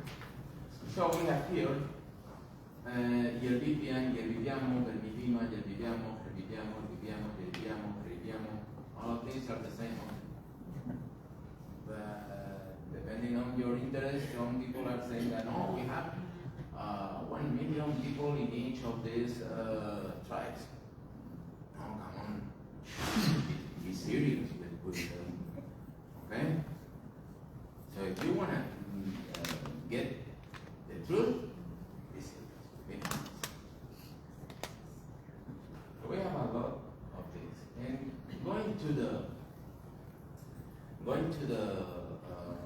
Curious book, we have something like this, which is, and the last one, Ajarame, which is un indio jarame llamado Jerónimo de Garcia. Casilda, que fue su compañero y escapó. So it was a violent environment. They were killing each other, and we have a lot of this. The second salió su cuerpo con un cuarto de legua dicha misión, so 1 mile outside of the mission, and he was the cowboy of the mission. He was taking care of the cows in the countryside. We have another, yes, en 6 de agosto de 1749 el infranscrito ministro de Sanación de San Antonio bautiza solemnemente a una párvula de 23 años, 3 years old, hija de padres gentiles, que nació en Utah, que el día 29 de julio vendieron los apaches en esta misión. It's a youth being sold by Apaches. Yeah. Yeah, the Apaches were some of the things they did was to kill the adult males in a rival tribe and keep the women and the children. Sometimes I don't know how far this child came, to be sold here. I mean, it's extraordinary. It's a huge distance. Yeah. They were moving. Sure. So Sure. we don't know. And we have some cases, for example, in Santa Fe, that the Apaches were doing that kind of business. They were approaching the Santa Fe Presidio and mission to sell the people kidnapped by them. So there is a lot to deep in the documents and get knowledge from all of this. More than just keeping that in the surface and what. This is why for that we have a lot. And another example, for example, is this una párvula de 3 años, 4 años de edad de nación Comancha que dieron los apaches a Roque. In both cases, they were given to Roque, which was the governor at that time in the mission. Okay, so Roque get those kids and raise them like their sons. So we have very beautiful stories in this thing, in the mission. For example, we have when we think about the Spanish. Well, this is something that you have to understand. Following the presentation of Dr. Carlson, following the moment in the Chichimeca War. The Chichimeca War ends because the bishop in Guadalajara and some of the Presidio captains in that moment they say, okay, this is not working. We are at war. We are being slaughtered. We are killing people. So we have to do something. So they started a new policy, which was, okay, why we don't just give the Chichimecas, the Huachichiles, and the Zacatecos, why don't give them the things that they are robbing us in our trains, new trains, and with the condition that they establish in pueblos peaceful. Well, it worked. So that was the ending of the Chichimeca War. And the point here is that the Spanish crown was learning. So one thing is what the Nuño Beltrán de Guzmán, Coronado, they did because they were kind of entrepreneurs. They were not just, they were not representing Spain. So Spain in one time said, okay, this is going out of hand, so we have to do something, and we have to intervene, and we have to put a viceroy, and we have to put officials, and we have to put friars to control this madness. So after that, they started to do something in a different way. And that happens in the 17th century. But in the 18th century, the moment when San Antonio was founded, they even, the crown even go further. And the respect of the natives in that time were more than in previous years. So the way that Spain made the conquest of the north, New Spain of the north, was different. We are taking the example, for example, the United States, right? To establish forts in the plains with only soldiers and push the natives to the reservation. Thank you. To the reservation. The way that Spain conquered the territory was to establish towns. They established towns. They established also pueblo missions, because the mission was working as a pueblo, and then they established a presidio of 20, 30 soldiers to protect them. And they started to receive the attacks of the Tobosos, Salineros, Apaches, Comanches, then they were starting to defend. This is a way, different way. One is a military conquest, and the other is a populational conquest. You establish pueblos and you start to populate them. And that was made. Another thing that we had to know is that another basic thing, for example, in Santa Fe, when the Polo Revolt happens, they are pushing the narrative in Santa Fe, in the museum, and the state historian, and blah blah blah, and they push out the Spaniards.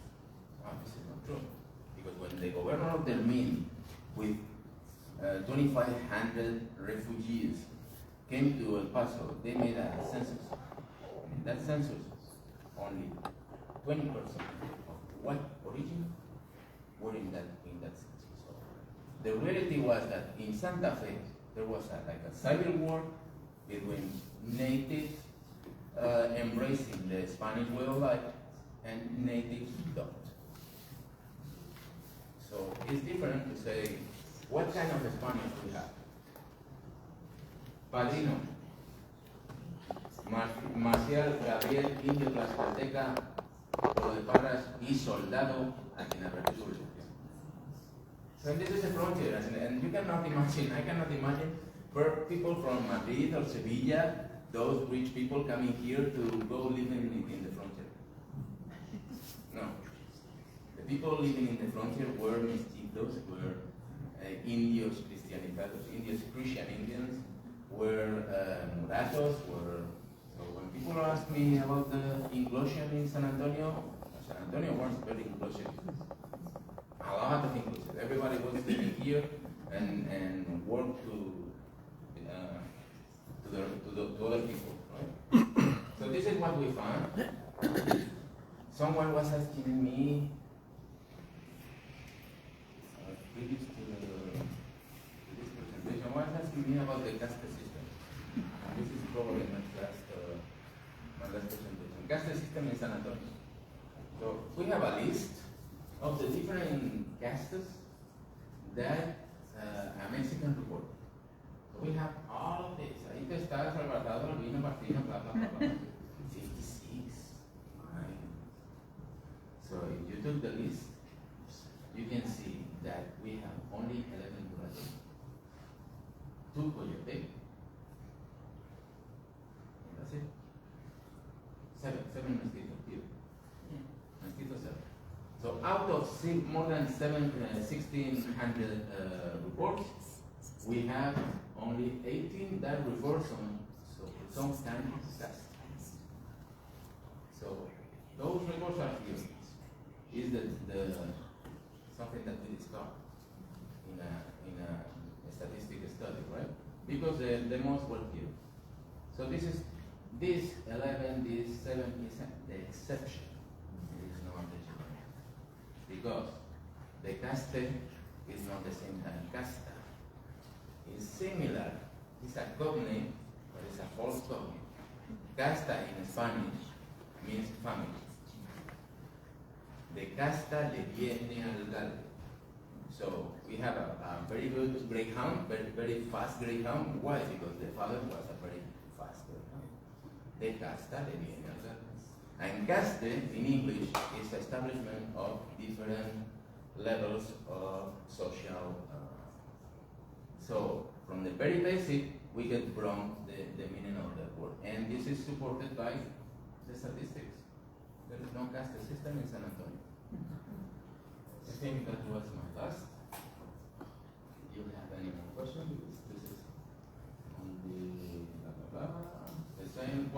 one of the slides of the next work I will do. This is a database, complete database with everything on the books that leads me to get all those conclusions. And just for conclusion, we have the most important was the migration of the Jarames. People are talking about the Pacayas already here, but the most important was the Jarames. Around 200 people moving to San Antonio, and after several years mixed with the Pacayas, okay? Because we need some models to get the rest of the natives into the mission. So because we have mixed Pacayas, one important thing is that the friars were baptizing first the kids, because in that idea of the Catholic Church, if you are not baptized and you die, you go to some place not good, right? And they baptized the kids because of the epidemics, and then the parents will be baptized 3, 4, even 8 years later. So this is what we get, and I think it's yeah.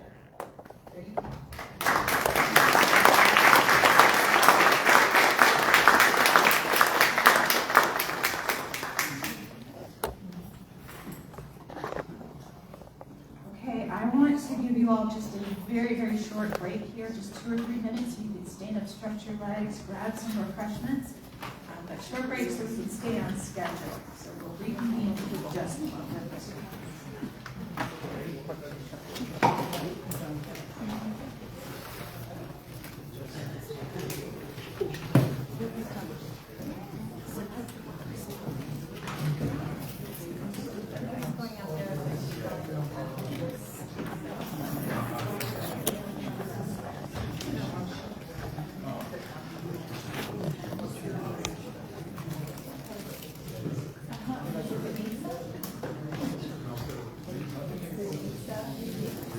How do you put it?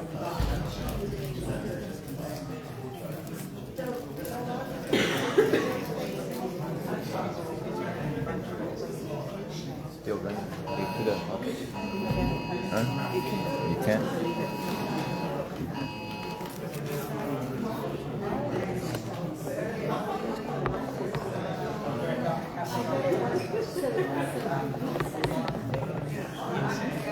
You gotta put it so I can massage.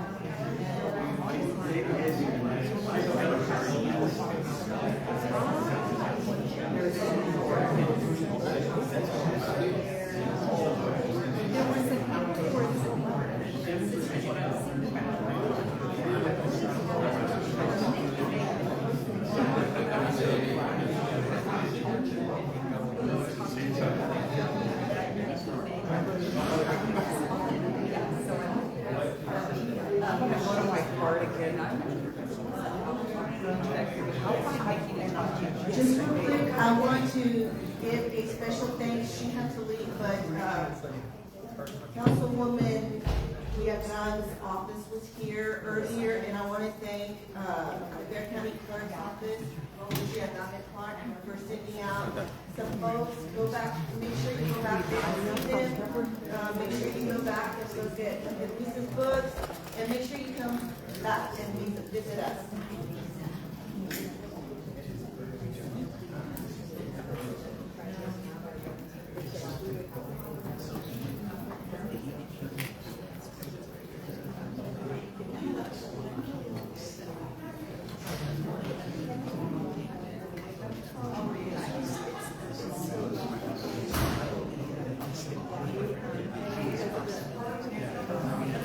Okay,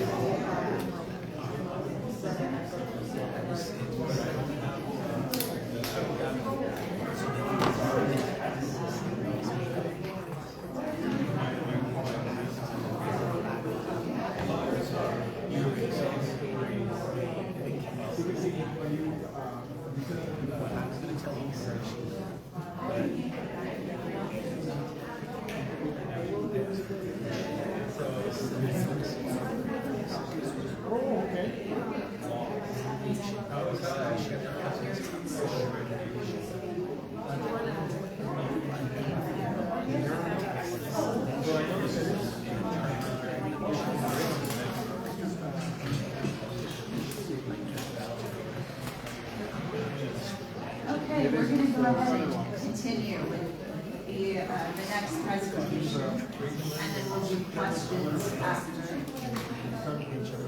I know some people are still on break, so they'll be coming in and taking their seats.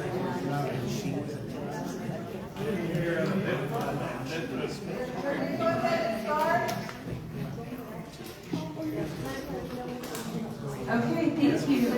Our next presentation will be that of Clint McKenzie. He's currently completing his PhD in anthropology at UTSA. He has long worked as an archaeologist. In fact, he has 38 years of experience in the prehistoric and historic archaeology of San Antonio and South Texas, with an emphasis on historical materials, in particular Spanish Colonial. He first worked for the Center for Archaeological Research from 1988 to 1992, and then rejoined staff in 2014. He currently serves as a project archaeologist. In addition, he worked for 6 years in the City of San Antonio Historic Preservation Office. He has also operated as a private consultant for over 20 years, providing field, archival, and technical writing support for archaeological investigations across Texas.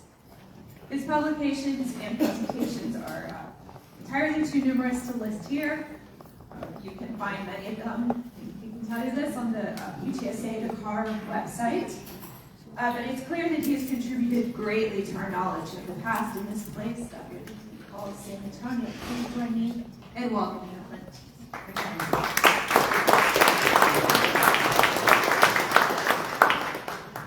There is nothing historians and archaeologists like more than a captive audience and someone to listen to us. So thank you.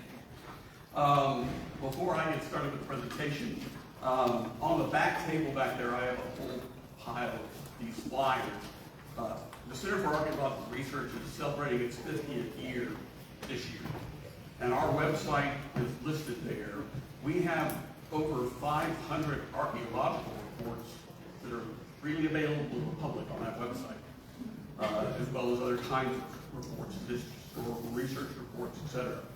And so if you obviously are interested in San Antonio history and archaeology as part of that, there's a wealth of knowledge waiting for you there, and if you have trouble sleeping, I mean, it's also great.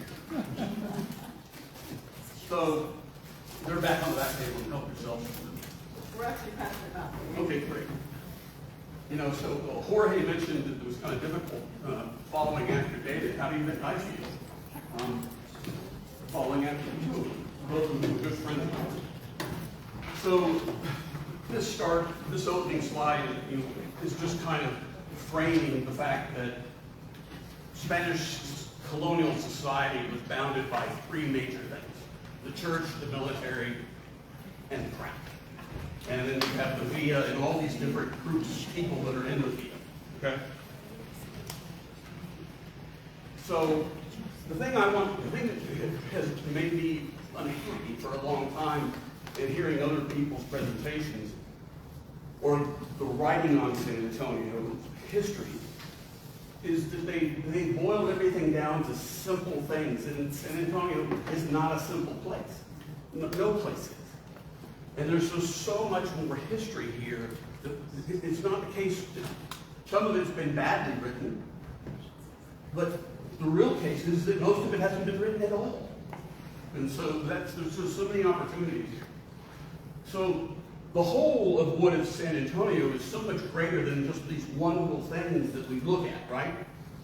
And so I want to try and do something for you all today about showing more of the breadth of what San Antonio historically was in the colonial period. And this is part of it, right? So it's a very complex place, lots of different communities that are fighting against one another for resources and opportunities.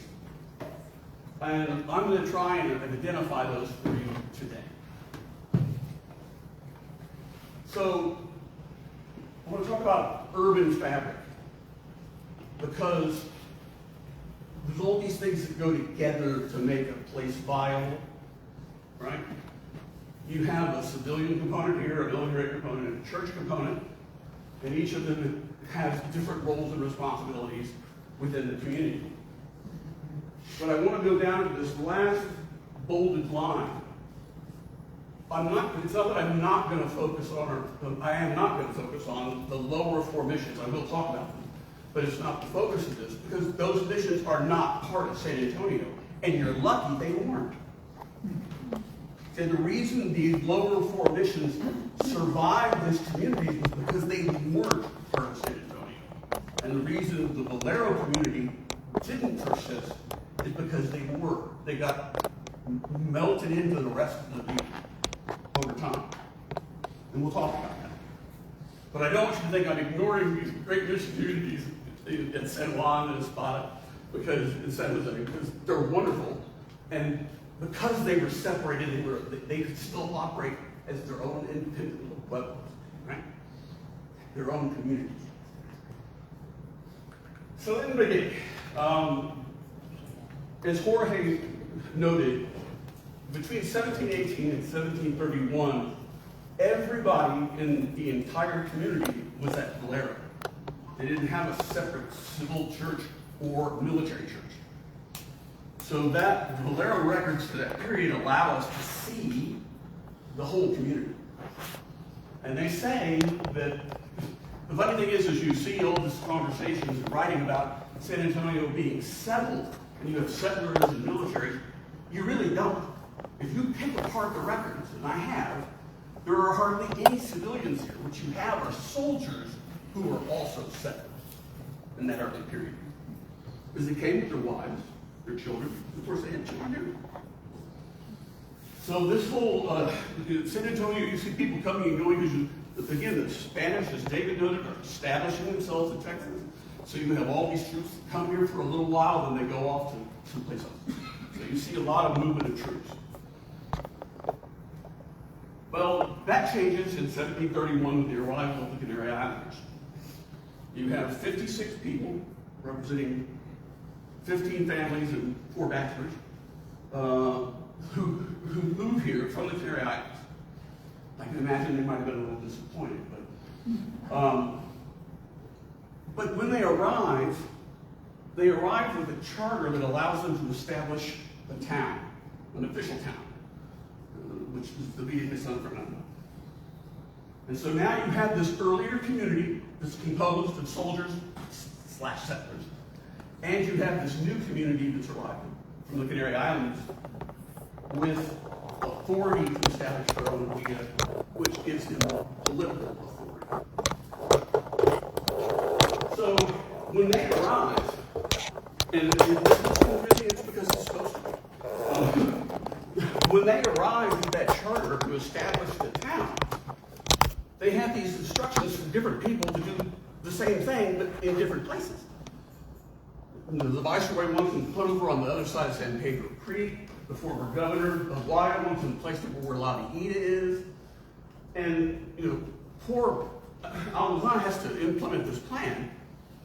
And what you see here, that diamond, the square that's turned on its side, that was how the viceroy wanted the place laid out. Over here and over there. And you can see where it actually got laid out. Right in between the Presidio and the mission. So the problem is where they placed the new community was where the old community was already living. So people literally got evicted from their homes, lost their farm fields, because they didn't hold title to them, because they were military. And so you can imagine that that caused a little bit of hard feeling, right? So you end up, so Canary Islanders arrive, they have political authority, they establish a via, and they exert that authority, because why wouldn't you? You always take care of your own. This is a normal human thing. It's not to be peculiar to Canary Islanders. And it's just, it makes things pretty tense and awkward in San Antonio for a long time, because you have a community that has control and another part of the community that doesn't, right? So it made things a little awkward. So what makes up a town?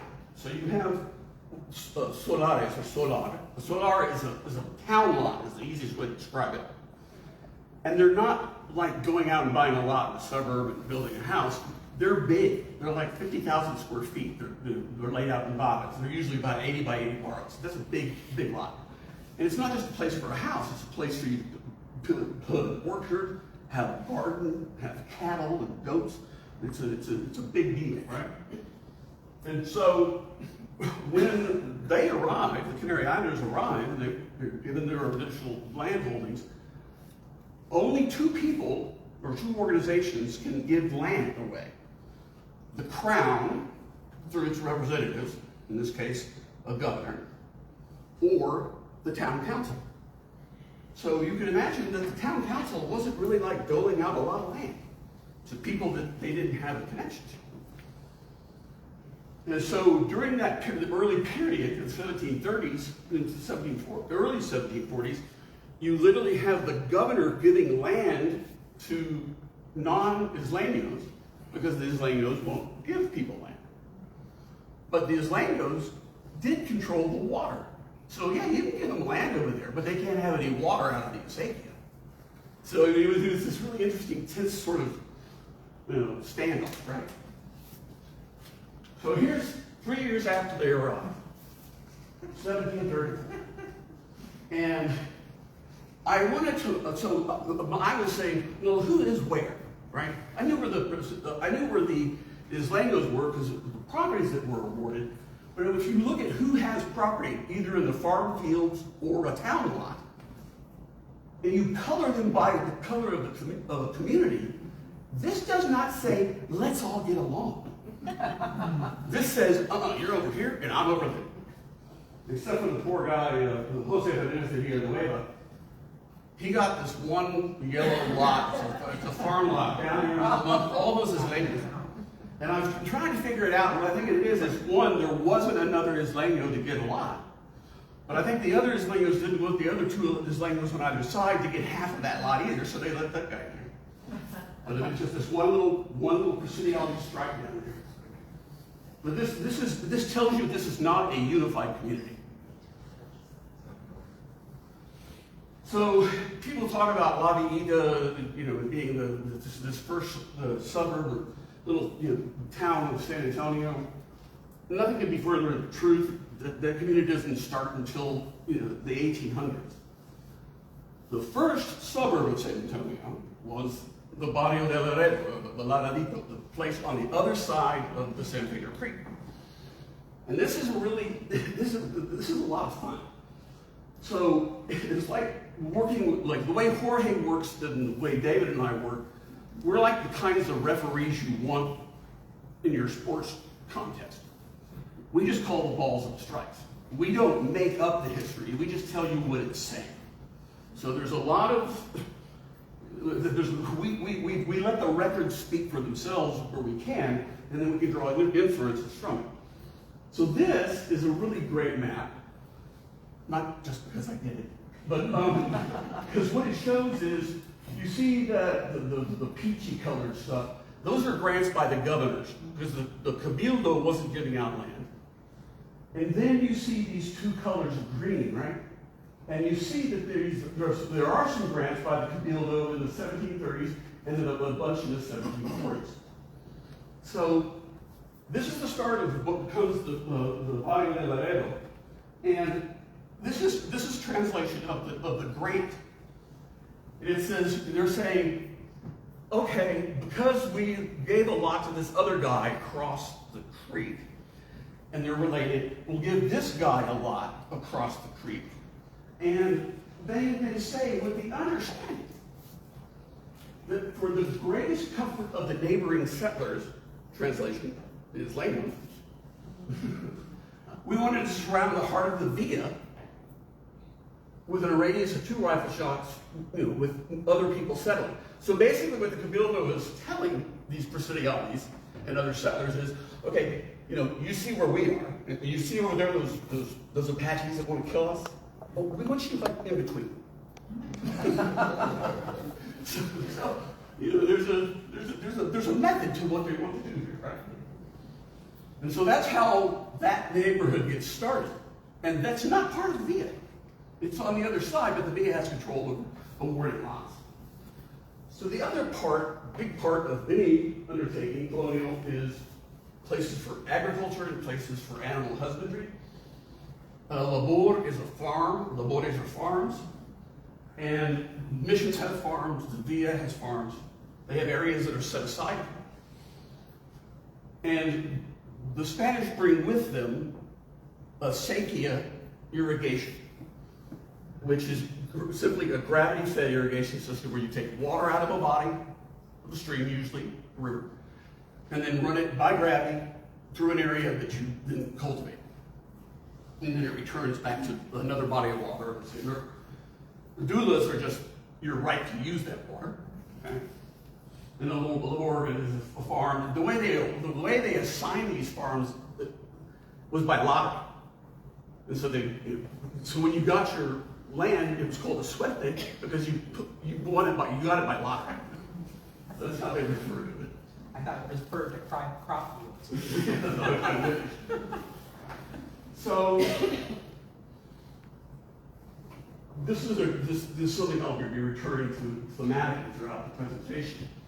So if you look at the area in red and yellow, which we looked at on the earlier slide, that's the VIA and its croplands, compared in size to the 5 missions and their croplands. Okay, so who has the most land? I mean, this is not a trick question. The missions have the most land. And you got to remember that inside that VIA, you've got streets, roads, and churches, and buildings. There's other things that are taking up space. The missions also, of course, have their structures too, but didn't take up as much. So we don't really have an idea, generally, about just how important the sequias were. It's the reason why, it's one of the main reasons the Spanish settled here. When they first come here in the 1690s, on their invadas, and all the way up to 1716, before they decide to actually settle here, all of the diarists on those expeditions say, this place is amazing. It's so easy to draw water out of the river or out of the San Pedro Creek. So that's one of the reasons why they came here, is because of water. And so we have all these different acequia systems, and this doesn't even show the lower emissions acequia systems. I mean, there's other smaller ditches. I mean, it's 100 plus miles of ditches. It's unfortunate that we don't have them all of them operating today. In the 19th century, they referred to San Antonio as the little Venice, because there were all of these canals running through the city. So, corn. Corn is an incredibly important subsistence crop. It's what everybody's eating, even the cool kids. And the problem is that once you've satisfied your own needs for corn, and you want to sell that corn to somebody else, who are you going to sell it to? You can't take it to Mexico. It's too dangerous to transport things because of the Native American tax. And then, who are your competitors? Well, you've got to buy missions with Indians and lots of corn. So it turned out that the settlers, they did compete against the missions on selling corn, on the market and to the Presidio. But the reality is the missions, they could sell it for any price. Because they could lower the price and they still had corn. So here's another example of a conflict between an ecclesial or church community missions and a civil community, right? Over access to resources and markets. So, because I'm an archaeologist, I had to give you a picture of archaeology. So this is the well of Nicholas Carrabal. And that well, he filled that well in with trash at one point in the mid to late 1770s. It was underneath where they built the new frostbank tower. And you can see these corn mouths, you can see the striations. We found all these plant remains in this well. And why does he have a well? Because he got awarded a piece of land by the governor, and the Isleños wouldn't let him have access to water. So he had to dig a well. This is one of those lots that's up there, right? It's on lot, what I've circled is lot 3 there. So again, guess who won the corn game? It was the Franciscans. So Los Edais, mentioned by both Dave and Jorge, was the capital of Spanish Texas until it was moved following Ruiz to San Antonio. So they're told no one can stay, everyone has to leave.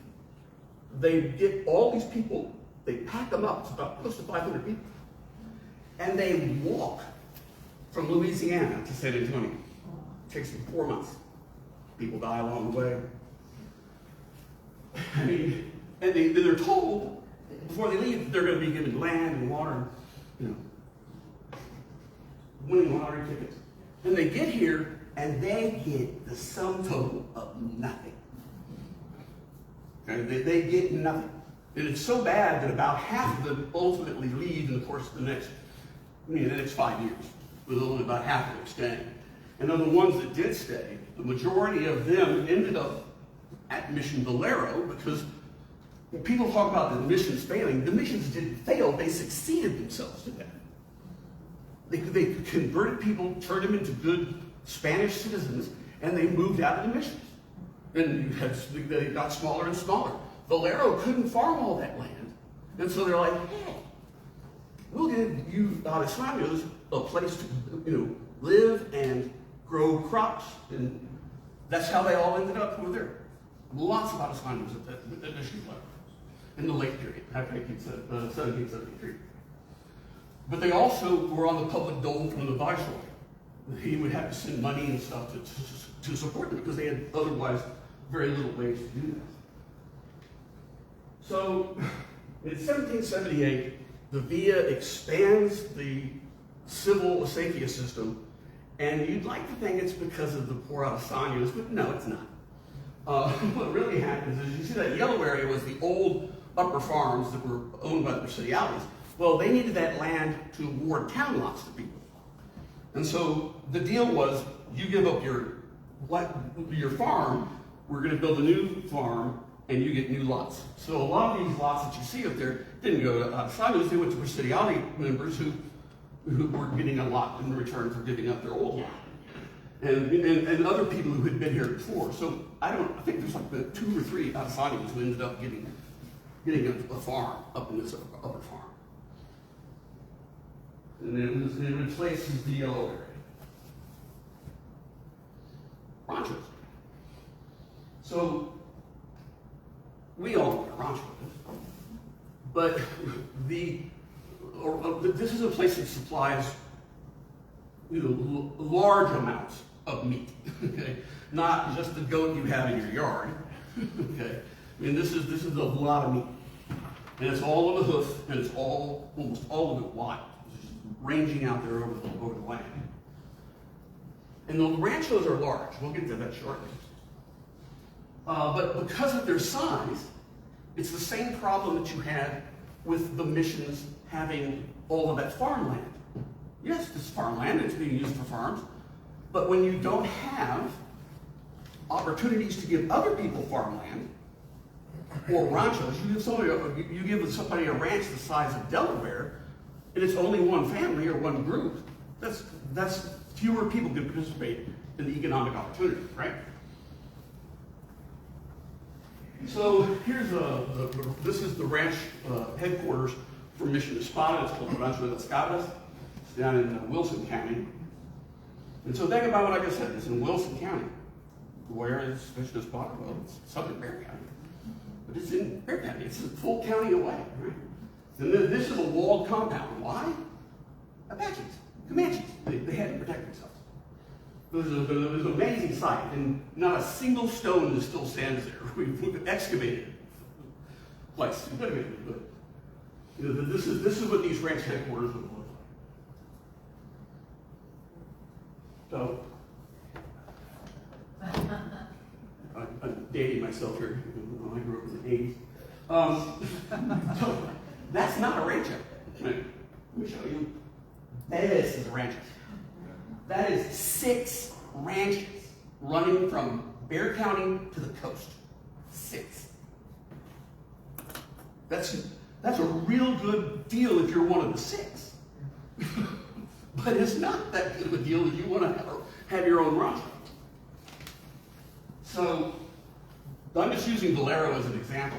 Valero had 2 ranches, and combined, they had over 1 million acres. The Franciscans could never operate those 1 million acres, but it was their 1 million acres. It was given to them by the crown. It just meant other people couldn't use it. And again, what are they using this stuff for? Native Americans who are coming into the missions, they come in for their own reasons. Sometimes they come in for security. They don't want to be beat up on by the Apache. They come in to get 3 hots and a cot. And every week, the mission would send its vaqueros down to their mission headquarters and round up a bunch of cattle and goats or sheep and bring them back to the mission. And that was what everybody fed on, was that meat. This is from San Antonio de Valero. This is just one little trash dump. The funny thing about historic archaeology and mission archaeology, you can be guaranteed that of 100% of the artifacts that you recover, 95 to 99% of them will be bone. These people ate a lot of meat. And this is one, and you see all the bone is broken up. There's not a whole bone in there. They worked it. They pulled out all the grease, tallow, fat. They were very thrifty. And so, unlike corn, which you really can't do anything with, cattle provide all kinds of things. Tallow for candles and for soap. Hides for any number of reasons. You know, making leather, etc. You know, horns to make utensils or cups or buttons. You know, it's just tons of stuff that can be done with cattle. And again, who do you think paid the most money in the cattle? So, the thing I want to point out about the fact that the Franciscans had all this land for agriculture and for pastoralism, for ranching, is not that the Franciscans were bad at all. This was a policy enacted by the crown to provide the missions with enough area that they can support themselves without considering the consequences of doing that on encouraging people to move to Texas and to participate in the economy and be successful. You can't give away the land to someone else when you've already given it to somebody else. And so this was a huge disincentive for people to come to San Antonio. But wait, more. So so this is just the economic discussion, right? There's the security discussion, mentioned by both Jorge and David. The records are clear that the major cause of death outside of medical was being killed by a hostile Native American. The records are full of it. Now, not all records have cause of death, but in investigating the cause of death for the period about 1795 to about 1830-35, literally 18% of the male population was killed every year. Okay? By violence with Native Americans. Most of them being presidial soldiers. So this is a joke, by the way.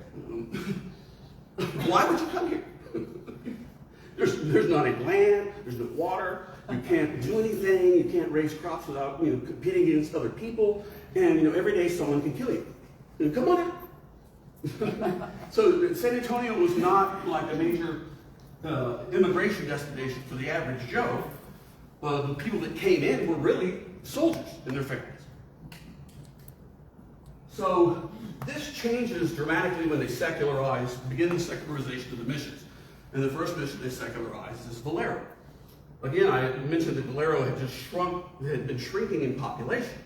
And so when it's actually secularized, there's less than 50 Native American converts and their families remaining at Valero. And the process of secularization took care of the mission folks first. So, when they secularized Valero, all the Native Americans were given farmland, crop, seed, tools, and rights to irrigation, and a place in a house. And then also mission helpers. There were lots of people that worked for the mission, and they also were given land and property. But this green swath here, that becomes known as the labor de arasani. Because remember, all those folks from Los Anais were sharecropping for Valero, and they were already working these farms. But they arrived in 73, and it's 21 years later before they get the land that they were promised. And that becomes the labor de los arasani. And these other areas also become cropland given to other people. So they also break up the ranches. So you can see where we had 6 ranches here, proportions of them. This is just in Bexar County. It goes from 6 to 38. And then after 1821, when Mexico is in control, and then after, from 1821 to 1860, it proliferates from 6 to 162 ranchos. What this translates to, besides more numbers of ranchos, it's more opportunities and more people participating in the economy. And this spurs immigration to San Antonio. So, as Jorge pointed out, all of the mission communities during the mission period, they were also pueblos. They were towns. They had officers, they elected people, they ran like any other pueblo, except they were an ecclesial, a church pueblo versus a civil pueblo. And when they are secularized, they continue to be pueblos, they're just not a mission pueblo. They're now a civil pueblo. And the same thing happened with Valero. It became the Pueblo de Valero. And that community is just like all the other 4 missions. All of them became their own towns.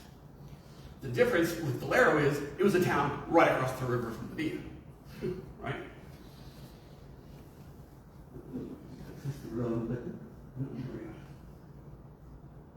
So you may have seen these maps before.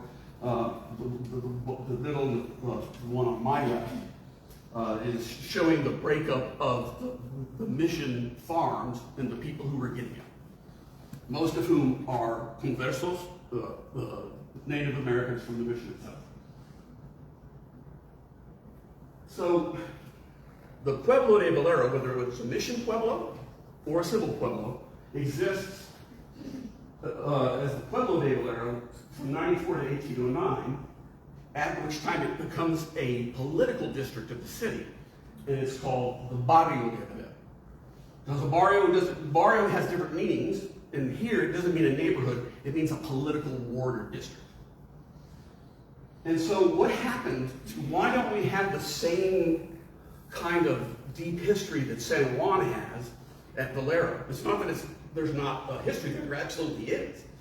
But the reason why it disappeared so fast was because you had so few Native Americans living in the Pueblo de Valero at the time of secularization, around 50 people. And all these other people who were given land and property around the area, and that became its own community. And you had mission helpers who also, the Pedro de los Angeles, Charlotte, he was a carpenter and barber, Frank.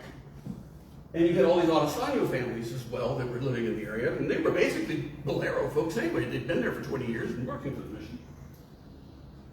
And then, in 1802, they moved the flying company from Alamo de Parras to San Antonio, and they placed them at the former site of the mission.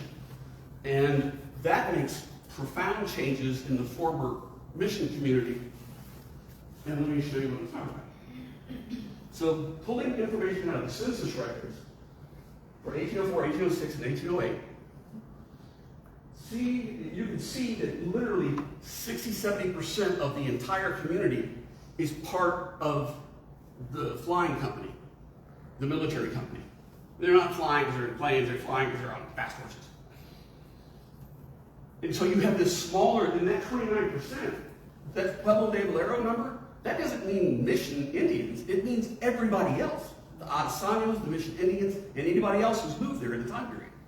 So the actual Mission native population of the Pueblo is like 5%. And the other thing that happens is that the Potters guys had their own military chaplain and they had their own church. It was a little while before they integrated with the Villa. Those records are full of marriages between Native Americans out of Valero with soldiers who have joined the company out of the Native American population of the mission. And so, for them, this was an opportunity, right? And so, that's what happens to this community.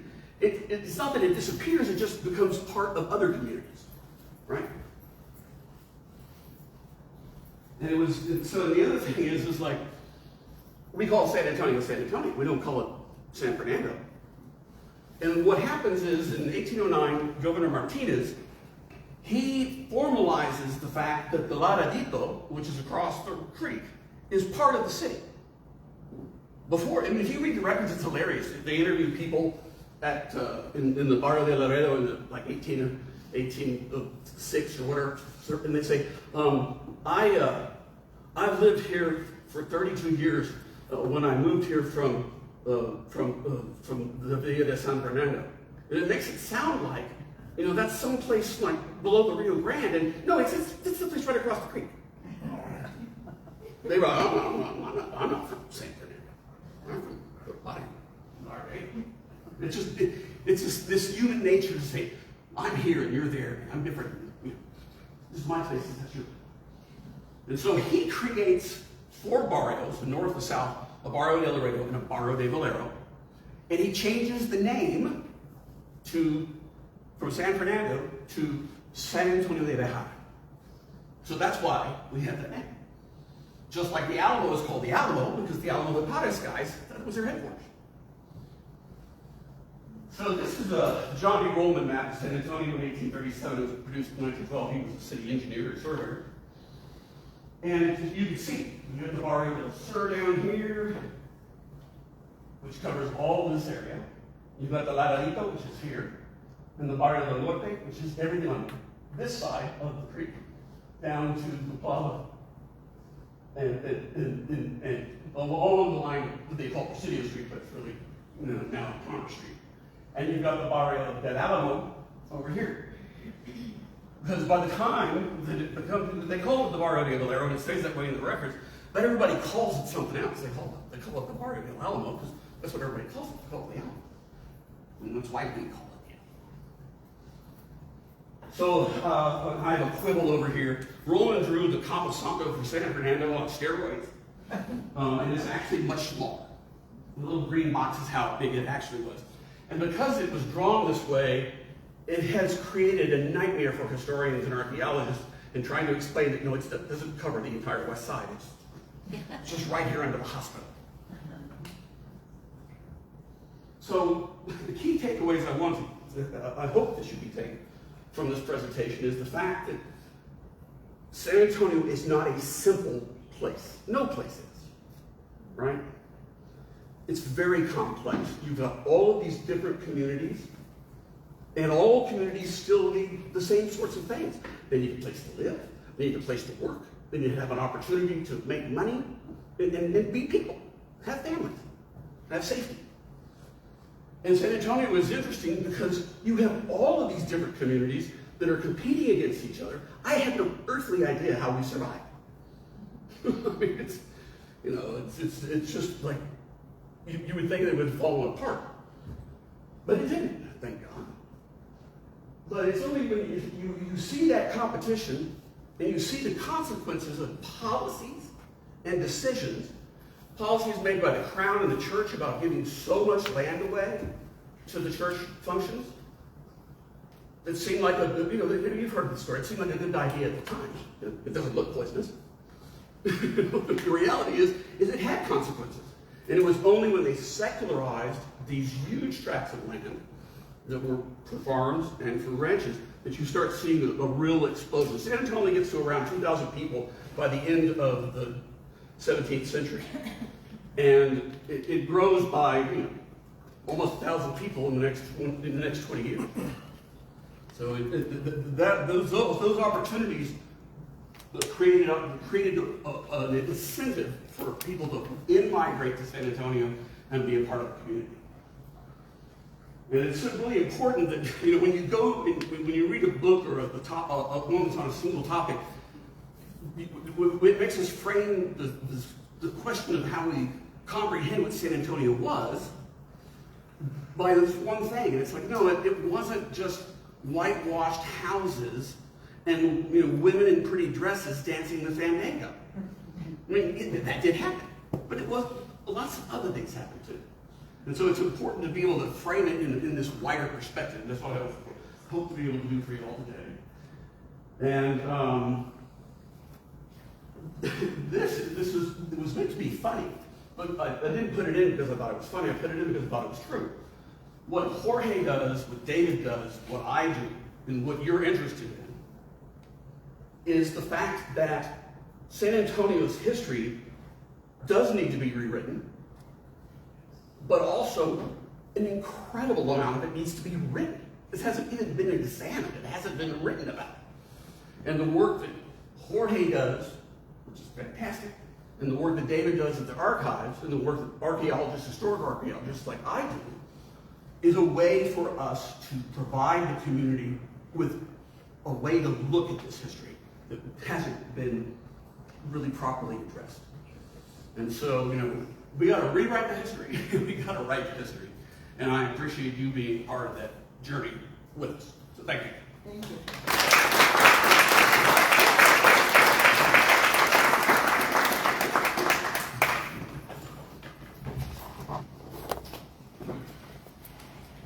Okay, and now we have time for questions. So, yes.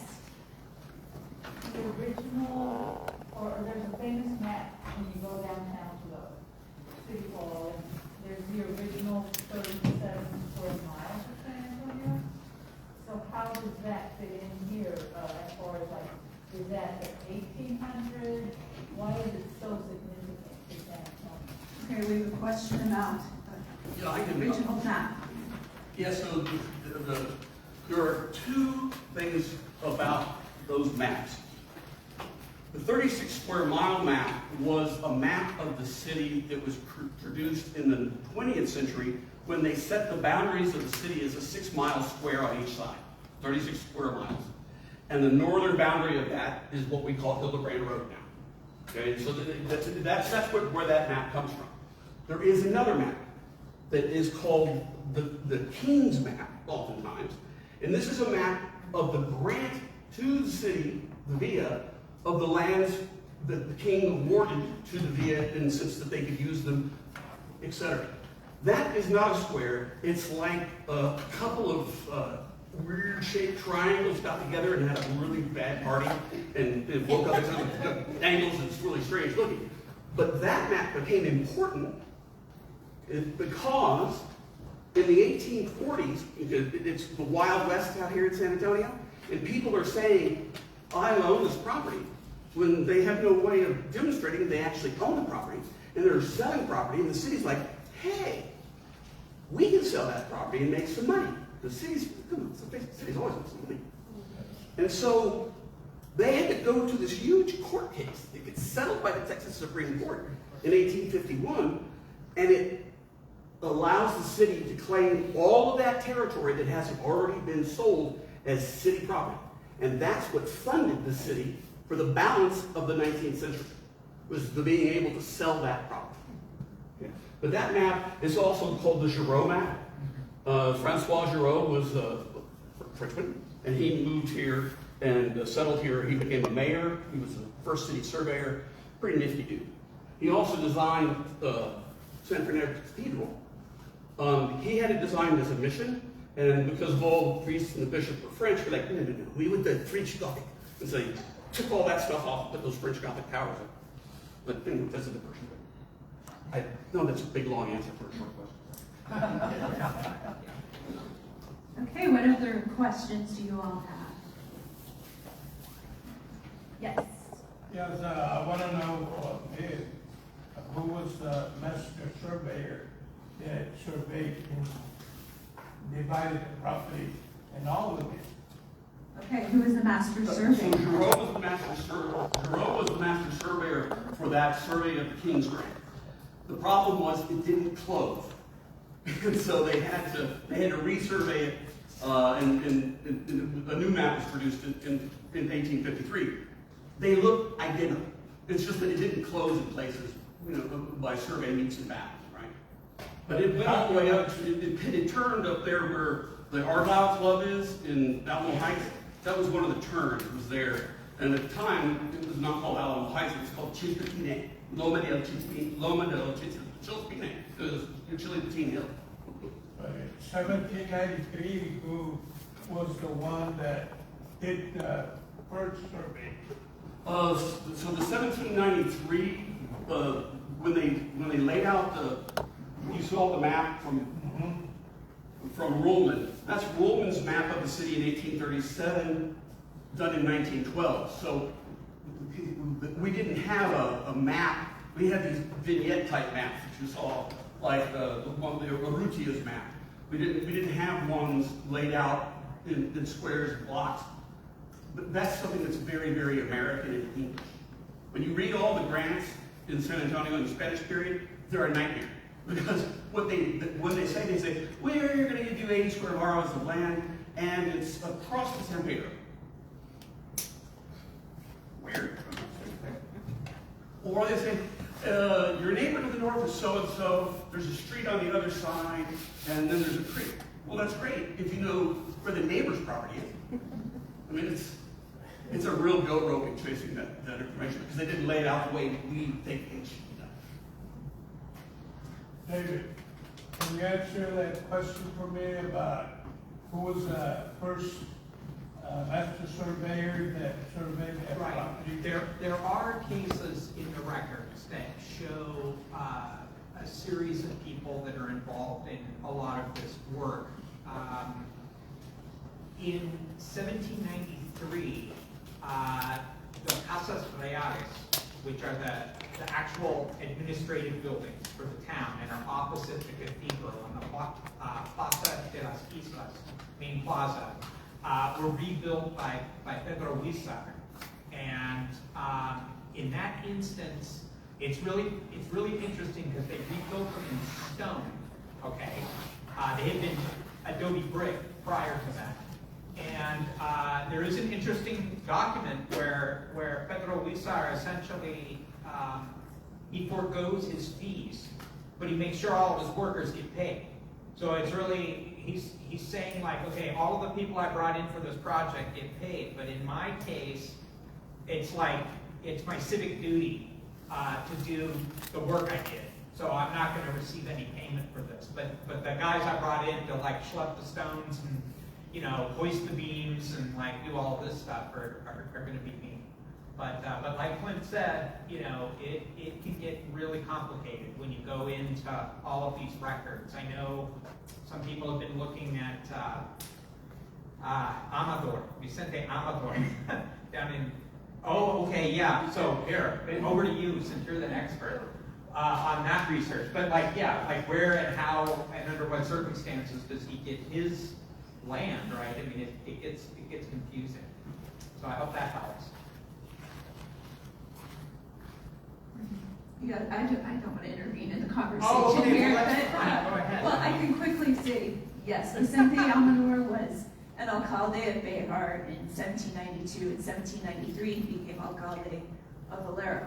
He requests and he ends up with a very large piece of land, and he plays a role in deciding some of that land distribution And a lot of the people, the Adaizanos who were there, complained about him and tried to have him removed, but were unsuccessful in doing so. Yes. Yes, for the records of the birth. Why, if we're having birth records, all of a sudden it says, this mission is means, whatever, you know, all these little interesting tidbits that are important that you discovered.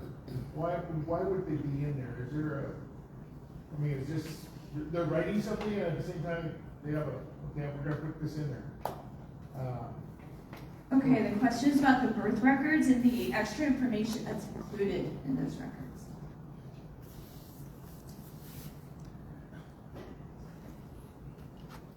Well, this is among the records. The records are pretty standard, you know, how works the bureaucracy, Spanish bureaucracy, and also the Catholic bureaucracy.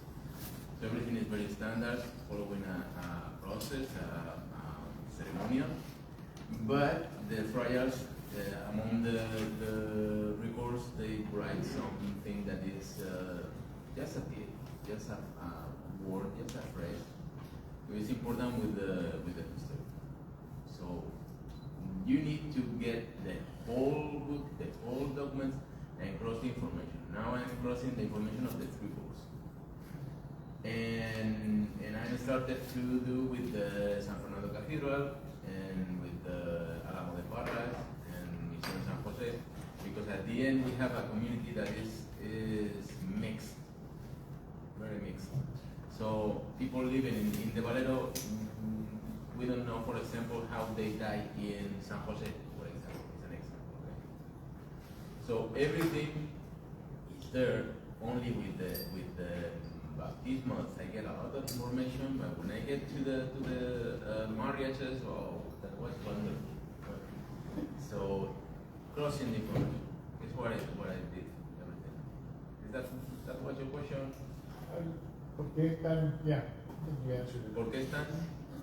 Porque están las cosas de bautismo y entonces es la historia de hicieron esta ley, van a cambiar esta misión y están en un libro que no debe estar o es parte de cómo hicieron las cosas. Well, we have only one book, for example, in that moment. And in that book we have, in the baptismal book, we have also the visitas. So someone coming from Monclova or from Mexico, the bishop is coming, and we have all of this in this. So they only have, the paper was very, very expensive. Right, and in short supply. Yeah, so, and for example, in the baptismal, no, in the marriage book, they even used some pages that were not used and part of a document. They just scrapped that page to start a new thing. So it's kind of, I don't have paper, so I will use this. So it's kind of like it's kind of a mess. Yeah. But everything was right. The only point is that everything is mixed. Right. So you need to get to the order. I was working. I don't recall the name of that woman. I was looking for a will, and that was the problem. I have 70 pages of a document, and everything is mixed. So it's like a puzzle. You need to first establish to make the puzzle, and then you start to investigate. And it's a 500-piece puzzle, and there are 67 pieces missing. Yeah. Just so you know. I think that Jorge Luis is a little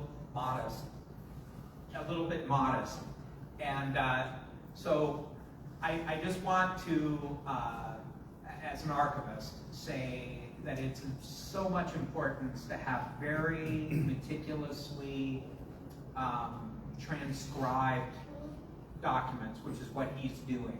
And so I was really thrilled when he was demonstrating how over time there are missing pages of the document that have now been restored for the first time.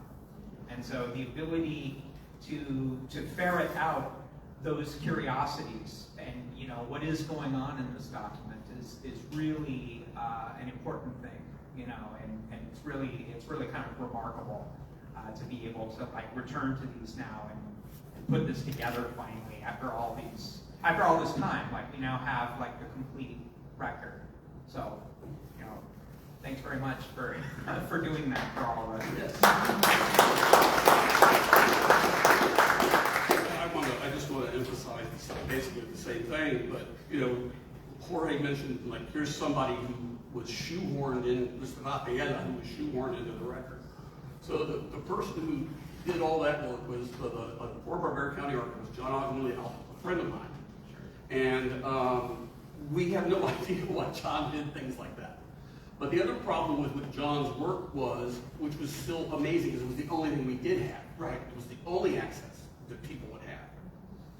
Was John was not an academic. He was not someone like Jorge or Dave or I who wants to, his translation is what we would call a paleographic translation, because we want to make things sound more complex than they really are. What it really means is what he sees is what he's writing down. He's not adding anything to it. He's not taking anything away from it. What you see, what you get, okay?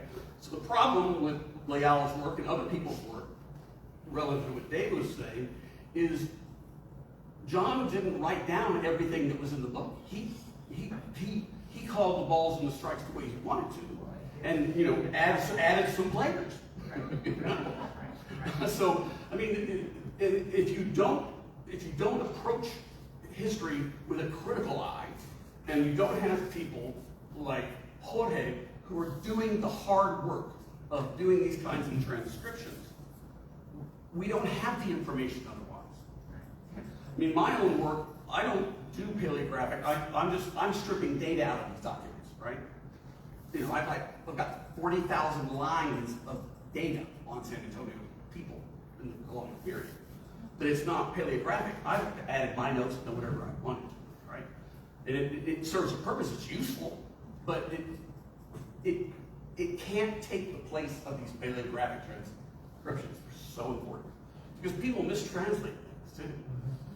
So some of it's pretty hilarious. That's another story too. Well, there is an anecdote in the Marriott book, and it's the way I work. And for me, it became something obsessive. This is the way I work, and I cannot stop until I get the best work I can do. So there is, for example, I get the copy. It's a high definition pictures of the Marriott book. So there is a claim that a woman made against a city soldier that get pregnant, and the soldier just flew away and gone from it. So we get like a judgment, yes, with everything, documents and witnesses and blah blah blah. And it's like I don't know, maybe 50 pages. In some cases, very boring. And well, what do you think that one of the page was? It's in the book, it's in the document, it's not lost, but they didn't take the picture. And it is the last picture, the last page, when finally you get the conclusion of and then, so I was like a week without sleeping, finally I get to the archives and oh my goodness, there is the page. I was very worried that the page was lost. No, the page was there and just missed. So when you do something like this, the most important is the accuracy. Because I get someone that came to me 2 years ago, more or less, and like David and Clint, I'm an archaeologist. We used to work with people that long time ago. But I was in that event and someone came to, I read your book and I don't know if I have some ancestors from the Humano nation in San Antonio de Valero. Okay, I open my database and get 10 relatives to that woman. That woman was hugging me. So So I'm doing this so precisely because you need to be accurate with your ancestors' names and dates and all that. Because if not, you get a wrong picture, and a wrong picture leads you to find some ancestors from a person that didn't exist, that didn't. So, thank you. Thank you. All right, and we have a question from the Facebook Live audience asking if it's possible to get copies of your slide presentations, or if they have questions for you, how do they contact you all? Go ahead, Clint. My name's Clint McKenzie. You can find it's clinton.mckenzie@utsa.edu. I'm part of a public institution. All of our documents are available freely online. For those of you interested in these kinds of things, we have a database of all of the names for the Valero burials. It has all the information in it. So there's lots of material out there. But you can find me at UTSA. Yeah. In my case, I am the archivist, the curator and the custodian of the Spanish language records in the Bexar County system. So I'm a deputy. There goes our emergency again. We're getting a flash flood warning or a child abduction, or who knows, but we keep getting these things. I'm the archivist, and I'm a deputy of the Bexar County clerk, Lucy Adame Clark. So I can be contacted at an email, which is dcarlson, DCARLSON, at Bexar. That's the anglicized version of Bexar. BEXAR.org. So shoot me an email. With my particular PowerPoint slides, I would have to add some citations, I think.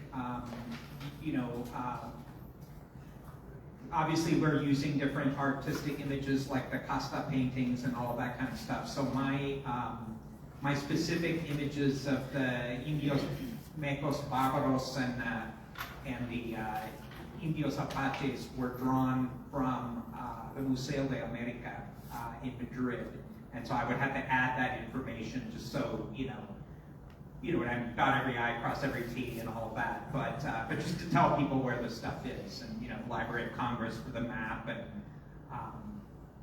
Texas State Library and Archives and all of that. But just go ahead and send me an email, and I'll gladly send them to you.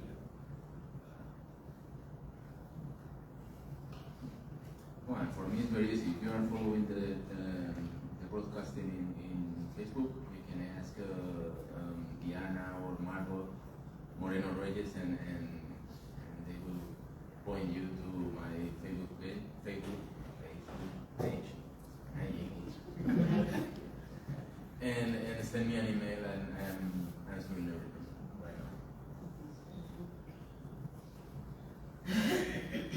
All right, thank you all. I think we are out of time here, so I'm afraid I have to cut off the discussion. I want to thank you all so much for your attention, for your questions, and thank the presenters as well. Thank you, Dr. Porter. Let's give our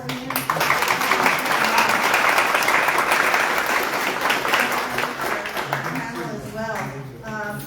We will put their information on our Facebook page. So those of you on Facebook and all of you that are here who follow us on Facebook, you'll be able to find it there. We'll also upload the what Clint brought over. We'll put that up on our page as well, so you can take a look at that. Before you all head out, we want, especially our descendants, August the 10th, we will be having a special meeting at Mission Branch Library at 2:30 with Representative Josie Garcia and Representative John Lujan. We are working with them to get a day in Austin to recognize the Mission Indian descendants. So we need you all to come out, support, find out what you need to do to make this happen. August the 10th at 2:30. Facebook people, and you guys are here. August 10th, 2:30, Mission Branch Library. They're going to tell us what we need to do, how we need to work this, so that we can get a day of recognition in Austin. Sorry, it's from 2 to 3 o'clock, August the 10th, 2 to 3 o'clock. We want to thank again Judge Rebecca Simmons for allowing us to come out here, and having this amazing space to do this amazing presentation. We want to thank the Marion County Clerk's Office for coming out as well, the National Park Service. We want to thank Colleen from the World Heritage Center, and to Councilwoman Villarreal's office for sending someone out. And we want to thank all of you for coming out. And also we want to thank Judge Rosie Speedland for being out here earlier today. She had to leave early, but she was out here supporting. So we want to thank everyone that's come out here, and we want to thank our panel. Y'all did an amazing job. We weren't afraid, because this is the first time we've done this, and we were like, how are we going to make this work? But y'all made it seamless. You guys were awesome. Well, I'm always being disabused of things I thought I knew pretty well by these two guys. So going first, I was like, oh boy, I guess I'm going to learn the state of the research on this. So we want Thank to you give for us, the great I'm just surprised you found the three of us like sugar. but we especially want to thank Dr. Amy Porter for being such a great, part of this, and just handling these guys, and keeping them in line and keeping them on time. So we want to thank you all for coming out. Let me also say, because we never recognized you. Thank you very much, Mrs. Mata, for this presentation, being able to